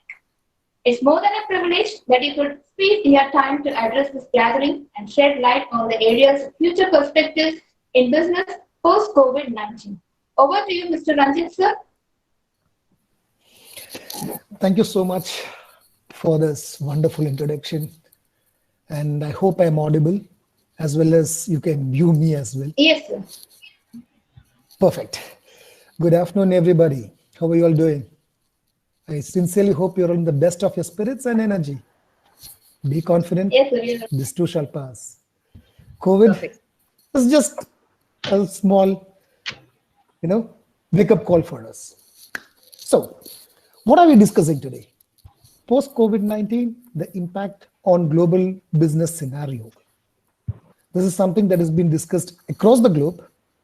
Even at this moment, I'm sure there are a lot of discussions going along, right from Chai Pe Charcha till MGR University having a global kind of a conference. Now, let me give a title to this discussion that we have having. I will call this something as, all should be ready when they go about rebuilding. This title is something I feel we should have in our mind, and that should be our attitude when we go about rebuilding post-COVID-19. Face the pace.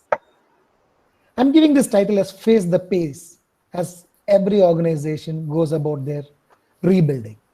And why is this title?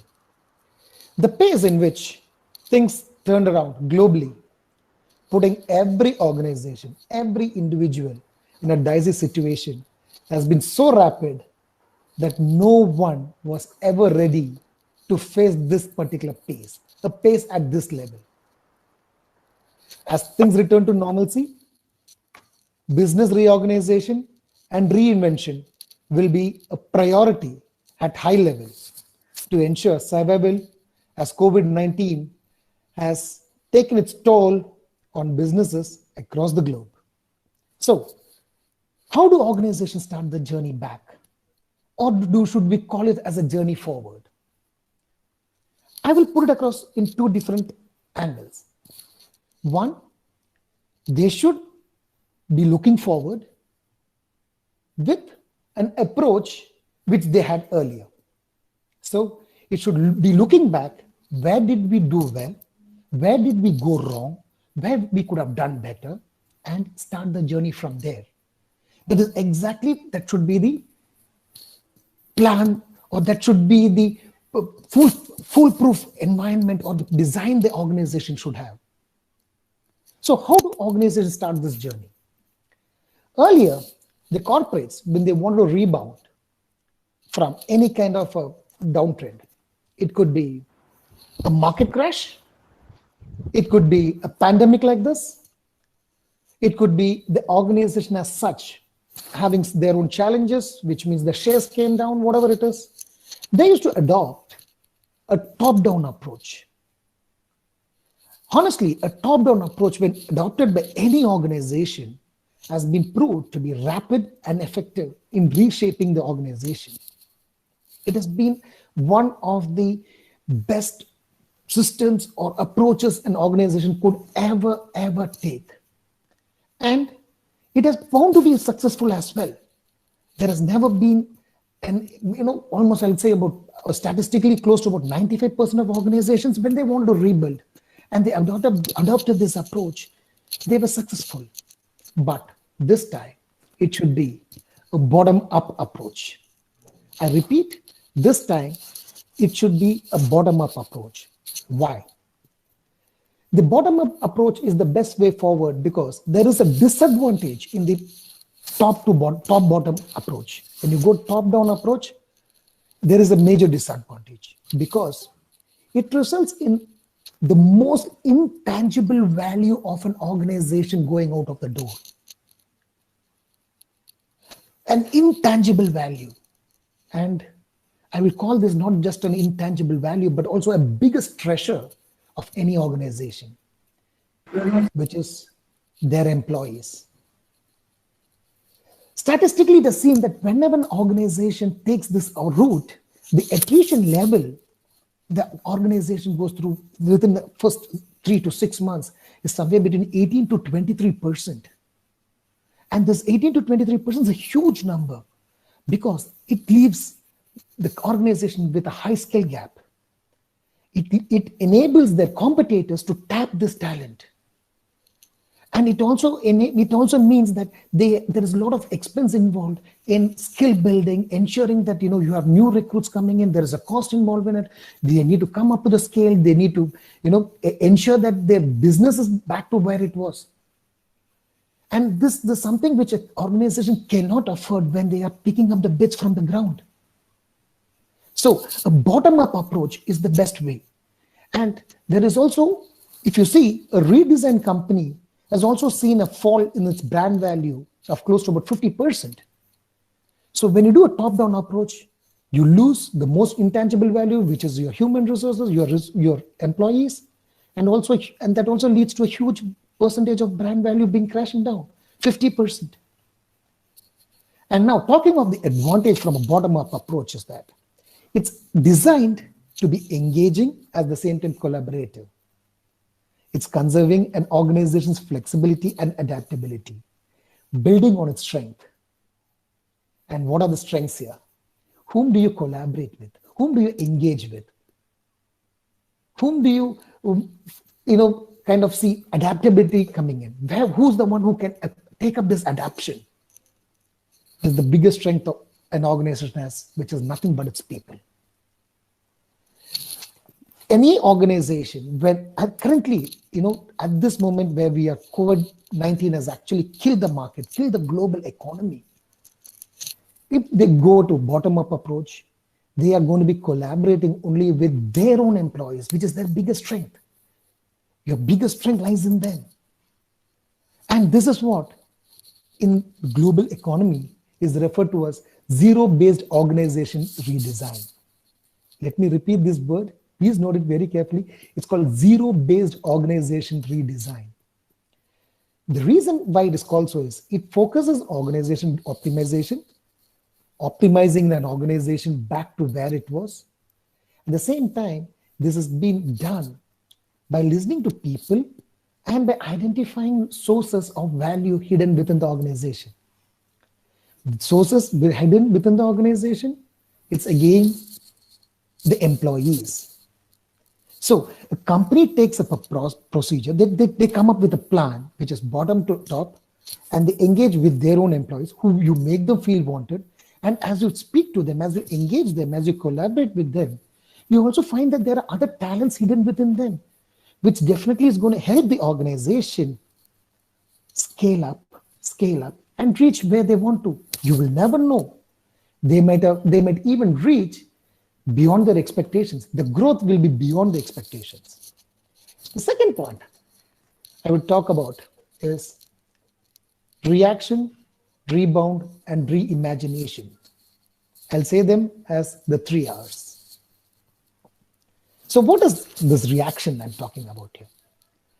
For the past century, any epidemic that has hit the globe, it has only temporarily deflated the economic cycle. And it's with short and sharp shocks. Many of you might remember the global economy crashing in 2008. I still remember people calling me up and saying the airports, in the international airports, the car parking slots are filled with cars. People have just parked their cars, taken the next flight possible, and they've gone. Dubai was a witness to that. But it wasn't to this level. Within 4 to 6 weeks, we could see that economy was bouncing back. There were countries that were bouncing back in phases. There were few countries that that bounced back in over a short period of time. India had a wonderful bounce back from the 2008 economic crash down. And it was a brilliantly played game. The organizations, as well as the people who matter, they came up over a period on a step-by-step basis, picking horses for courses. So but this time it should be different, or rather it is going to be different. We should not expect that the resolution of COVID-19 pandemic will be a return to 2019 reality. What I mean by that is, we are in 2020, we had the economy, the global job market, the way things were happening across the globe in a particular way in 2019. We expected it either to sustain the same way or to grow up in 2020. And when this pandemic is getting over, at least expecting things to go back to 2019 will be the biggest mistake. A recent study by Boston Consulting Group, it suggests that when an organization starts, they should be ready to pick up from the scratch if there is a need.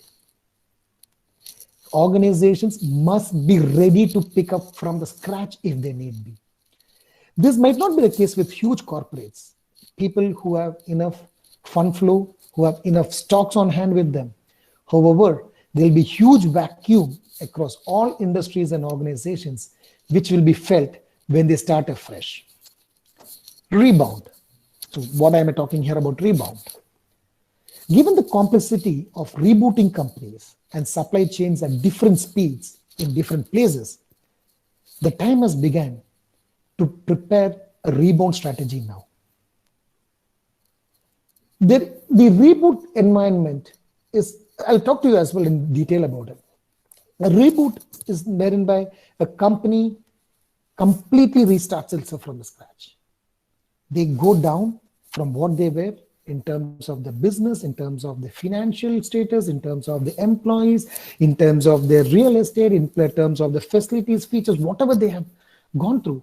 And from there, they start from the scratch.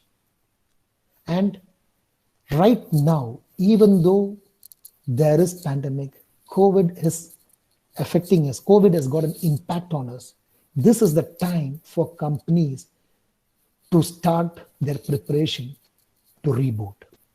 In this last 3 months, 90 days, it's good enough for any organization management to know that, yes, we are now in doldrums.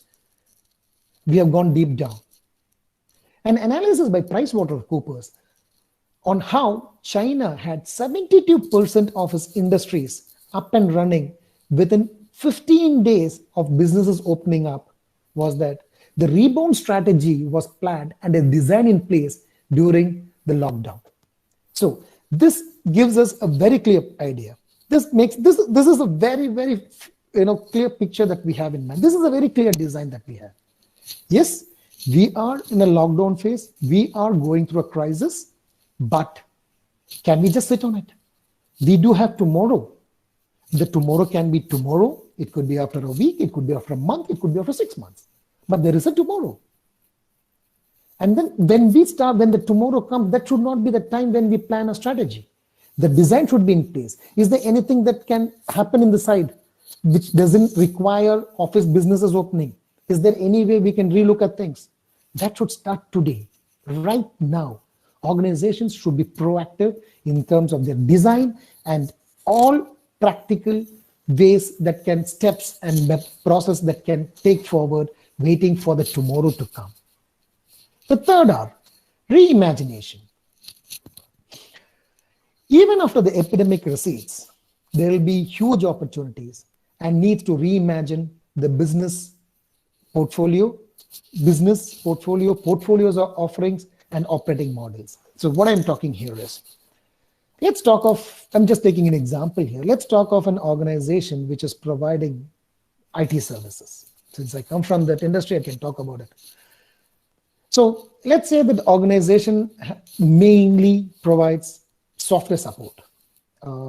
They don't build applications, they don't create applications, but they provide support to applications of any form, of any model across the globe.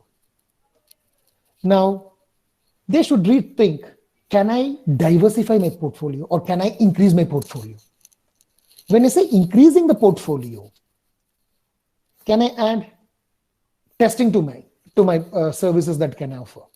Can I add application development to my services that can offer? I already have a clientele with me. I have about top five companies of the country with me, but I do only application support for them. There's a problem in the application, I go and fix it. But relook at it. I already have a clientele. I already have a good rapport with them. I have a good business with them. I go back and say, you know what? Along with providing your support, I can also give you testing. I can also give you development. You need to diversify your portfolio. What all you can do, what all you can offer. They also need to think of how can I do my business better. There are a lot of technology-wise, there's lots coming in, and it is not pertaining only to IT. This is pertaining to financial services, it's pertaining to human resources, it's pertaining to educational institutions, it's pertaining to enterprises. And there are three words you would have heard a lot: digital transformation, automation, and artificial intelligence. These three have taken the world by storm.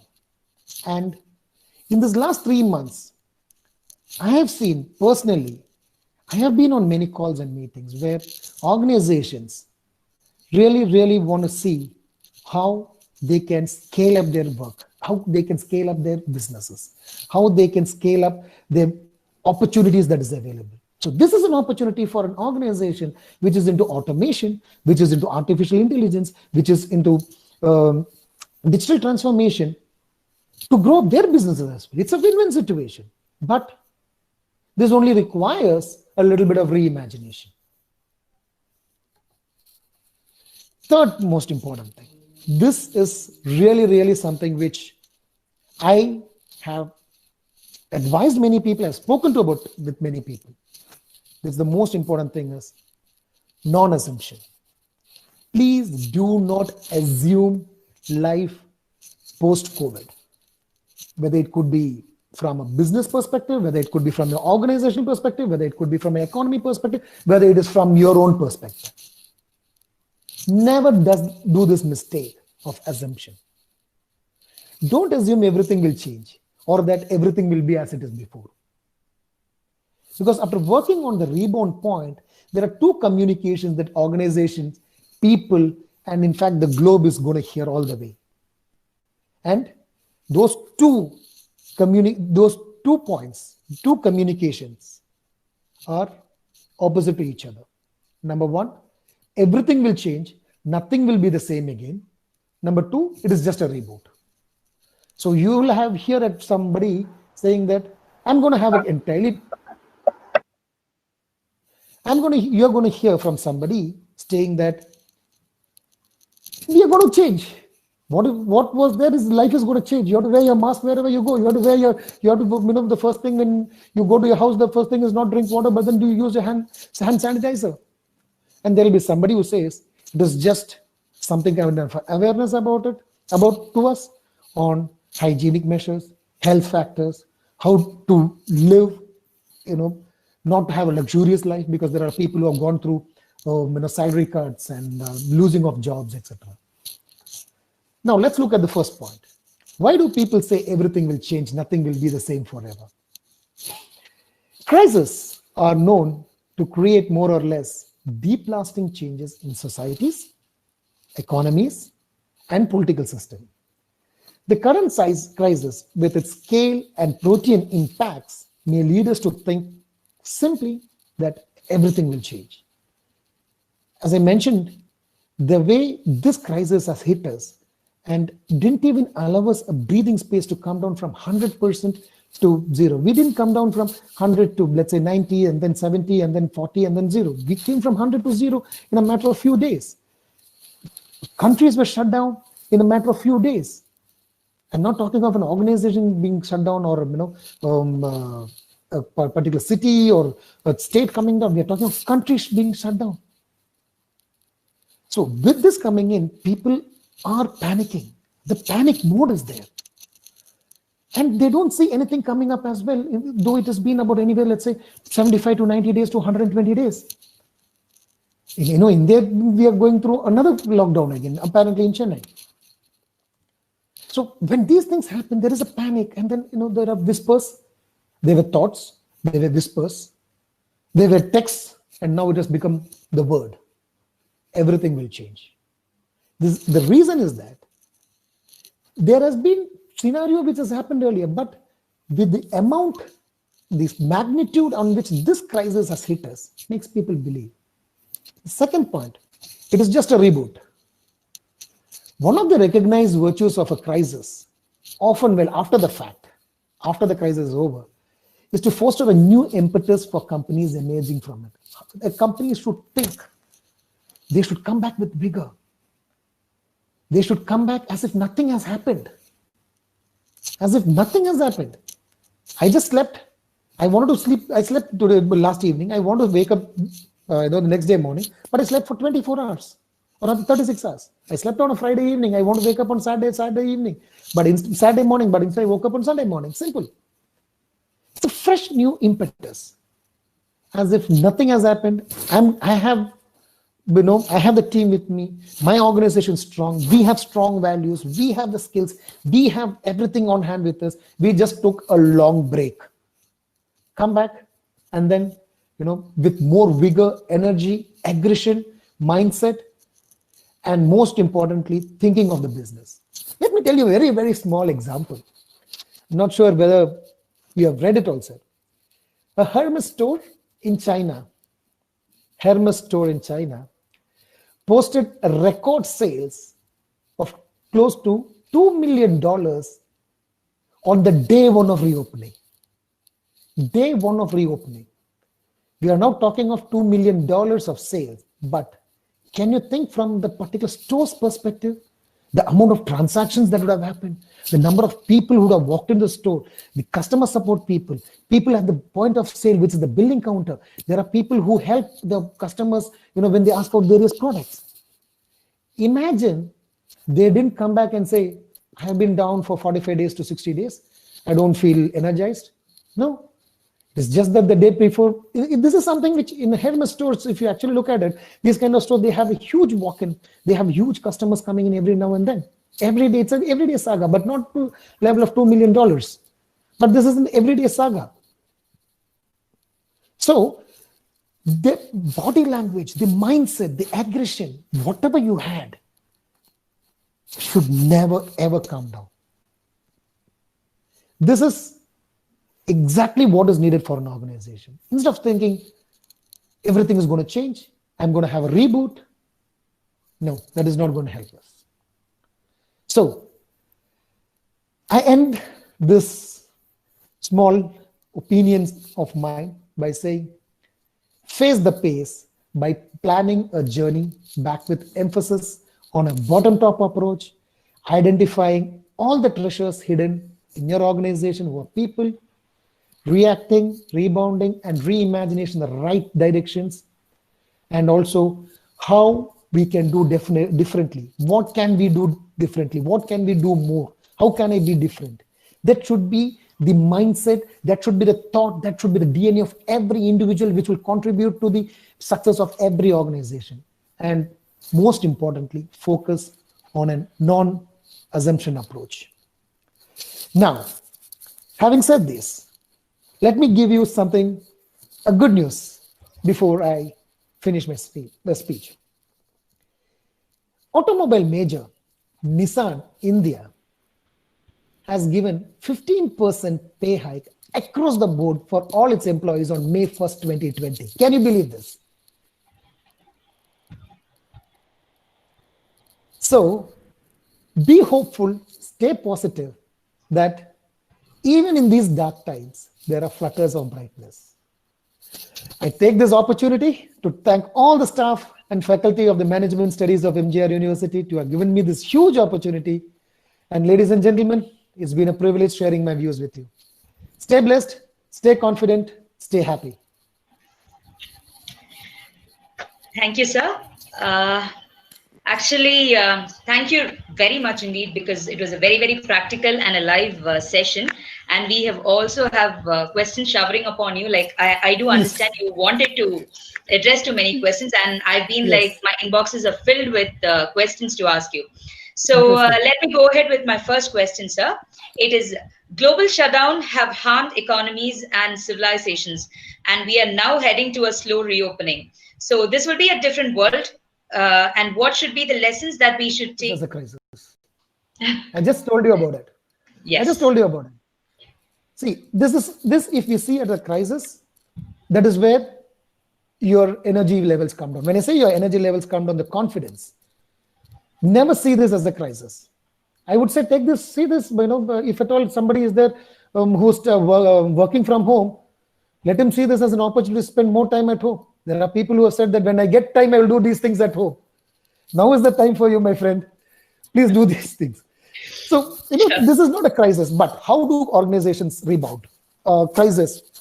Unfortunately, this shutdown is something, this kind of an impact is the worst that our world has seen in the last 100 years, based on various reports that I have read.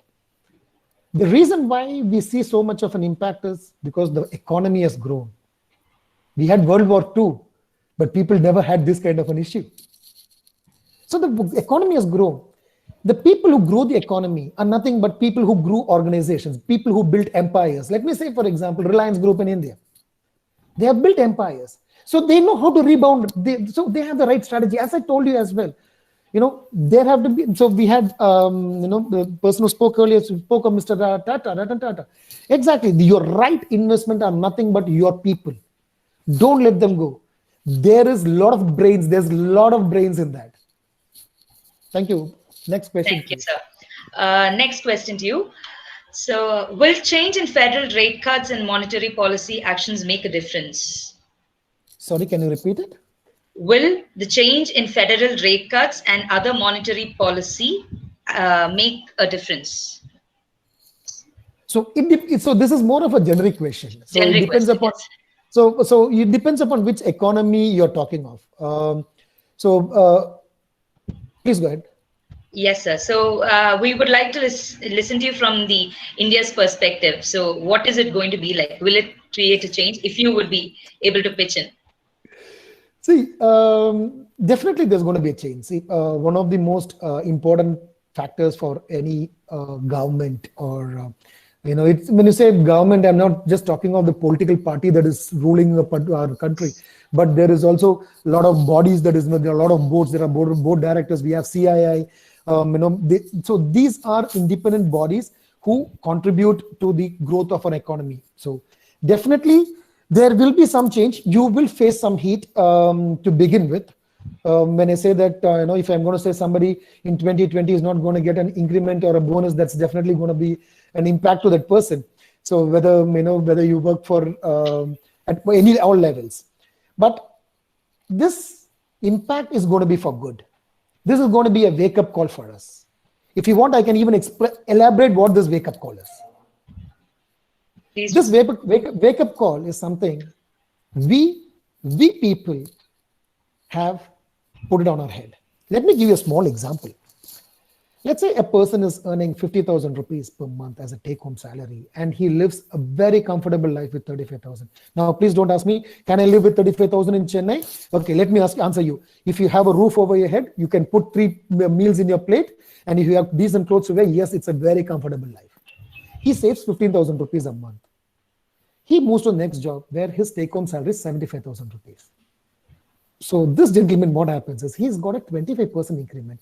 But technically, I will say he can spend another 10,000 and then save 30,000. But what he does, he upgrades himself. For what reason? Reasons not even known to him. Just because somebody else does it, he also goes about it. So what happened was none of us ever thought about these kind of pandemics. Nobody even, let me tell you, nobody thought about it. It is nothing but a wake-up call. So let's say this is going to be a lesson for us. And at least I will say these lessons will be passed on to the next 3-4 generations where people are going to be really forewarned, which means you're forearmed. Thank you, sir. You seem to be a very practical person, I assume. So the next question to you is, in the present scenario where the demand for production is there, but no proper infrastructure to supply all over the globe, so these are the common issues. So any specific strategy to solve this issue? Infrastructure is still there. This is again coming from the... It's not accessible. So exactly. What they wanted to know is it's not accessible. So what are we going to do about it? So again, with whatever based on the demands. So this is a horses for courses scenario. So it's more like I have this demand, but then I know that my infrastructure is not capable enough, or rather it is not boosted enough right now to provide my demand. Bring down your demand. So this is exactly, I can give you this is straight away what people are doing. I'm sure that you're doing it as well, ma'am, because right now there is a demand that you go to your college and teach your students. Yes. But your infrastructure, which means when I say the infrastructure, I'm not talking of your college infrastructure, but then the basic infrastructure you need to hire a vehicle, or rather you need to go by yourself to your college, which you are stopped. You are not allowed to move out. So the demand is there. But the demand is not being met by taking sessions from your college. But at the same time, the supply is you're doing live online sessions, Zoom, Microsoft Teams, whatever it is. So this is where you become more and more innovative. You think, how can I do it? What can I do better? How can I do better? So this is what I kept saying, innovation. Okay. The same three things I mentioned in terms of, innovative ways in which people can think about it. So one last question to you. I do not Only one? wish to. Okay. Yes, one last, because we have got many questions. I think I will have to mail across to you later on. Sure. So one last question, and if I'm going to ask you, the question is, sir, in your opinion, which sector is affected the most? And I think that's a little bit of a negative question if I'm putting it forward to you. So what are the challenges, and which is the most affected sector in the current business? See, I'd say most of the sectors are really affected, but then I will say, if at all, to put one sector, it will be the retail market. When I say the retail market, the market whereby who are dependent on everyday transactional purposes, especially from economy transaction purposes for their day-to-day. Two things, you guys will also know that. One is the mall owners, people who run the malls, people who have the shops in malls, as well as the hotel industry. So hospitality industry, to put it that way. Because a mall management gets their money, or the group which owns the mall gets their money from their tenants who pay their rentals. At the same time, the mall guys who run a shop inside a mall, he gets his money when you have people coming in and buying things. So when people don't come in, there are straight away to the retail shop owners and the people who are on real estate who lease out that retail outlets, they are affected. Third thing is hotel industry or hospitality industry, whether it is we are talking of a restaurant or a hotel. I can say in Dubai as well. Dubai is basically their main economy boost is tourism. And to be very honest, to be very frank, right opposite my house, I have a hotel apartments which is buzzing 24/7. And the last 5 months, or rather close to about 4 months, I have not seen a single taxi outside my house. So, and again, the tourism sector as such, airlines have not flown. There are, in fact, if you're a national airline, yes, you will be saved, and then you'll have somebody flooding in money and then, taking you up. But at the same time, let's talk of some new players like Vistara who came into the market in India right now. And let's talk of Indigos and the Spice Jets. They fly international. They have their airline, their aircrafts sitting in the hangar for God known times. They still have to pay for the money to Boeings and the Airbuses for buying the aircrafts. Unfortunately, because of which the people who work, they have also got their salary cut. So this is exactly, so this is, if you look at it, the tourism, hospitality industry and the retail market have had the maximum hit right from day one. Right from day one, they are facing the music. Then it's just living with confidence. I will not say hope. Hope is a very, to me it's a hopeless word. Living with confidence that we will bounce back. We will bounce back, and I'm sure India as a nation, India as a economy, India with people, we will bounce back. Thank you, sir, for such a practical and warm presentation. If I should say in a nutshell, this definitely too shall pass. So thank you so much for your time, Mr. Ranjit. Thank you. We now have come to the end of this international web conference on post-COVID-19 impact of business. I'm sure all of you will have an idea about what is going to be the picture of business tomorrow. And all we can say together is we still have a ray of hope for a better tomorrow. Before moving to the vote of thanks, I request all the members to kindly fill in the feedback form which is posted in the chat box. Now, may I call upon Dr. Ashrafi, Deputy Head of our team, to propose a vote of thanks. Over to you, ma'am. Yes, ma'am. Good afternoon, one and all attended this wonderful conference. Once a great man whispered, feeling thankful and not expressing it is like wrapping a present and not giving it. It's the brightest day in the history of Faculty of Management Studies, Dr. MGI Educational and Research Institute. Today we have hosted one of the biggest web conference in international level. The wheel started rolling months ago, and we all realized that all the effort taken by us have given us huge accomplishment. I deem it's a great honor and privilege to propose the vote of thanks on this wonderful occasion. On behalf of Faculty of Management Studies, Dr. MGR Educational and Research Institute, I first thank our founder chancellor, Dr. A.C. Sanmuham sir, and I extend my thanks to our beloved Honorable President sir, Engineer A.C.S. Arun Kumar sir, Vice Chancellor, Dr. S. Geeta Lakshmi madam, Joint Registrar, E&S Campus, Dr. Jabraj sir, and our beloved Head of the Department, Dr. G. Brinda madam, for joining with us to grace this occasion and making it grand success. We express our deep sense of gratitude to all our distinguished invitees, Dr. Rambala, Mr. Blanco Jen, Dr. S. Rabiatul Basria, Mr. Roger Lee, Dr. Ankit Katrodia, and Mr. Randis sir, for having accepted our invitation and taken their valuable time to join with us across the globe to share their thoughts. Thank you all for making this conference a memorable and interesting one. I must mention our deep sense of appreciation to the authors for their valuable contributions. Yes, we are really happy to share that we have received 86 papers across the world, and the response was really amazing. Thank you, authors.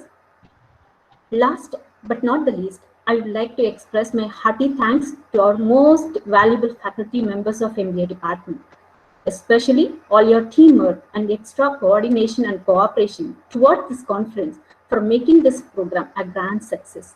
Once again, thank you one and all for joining this web conference. Thank you. Thank you, ma'am.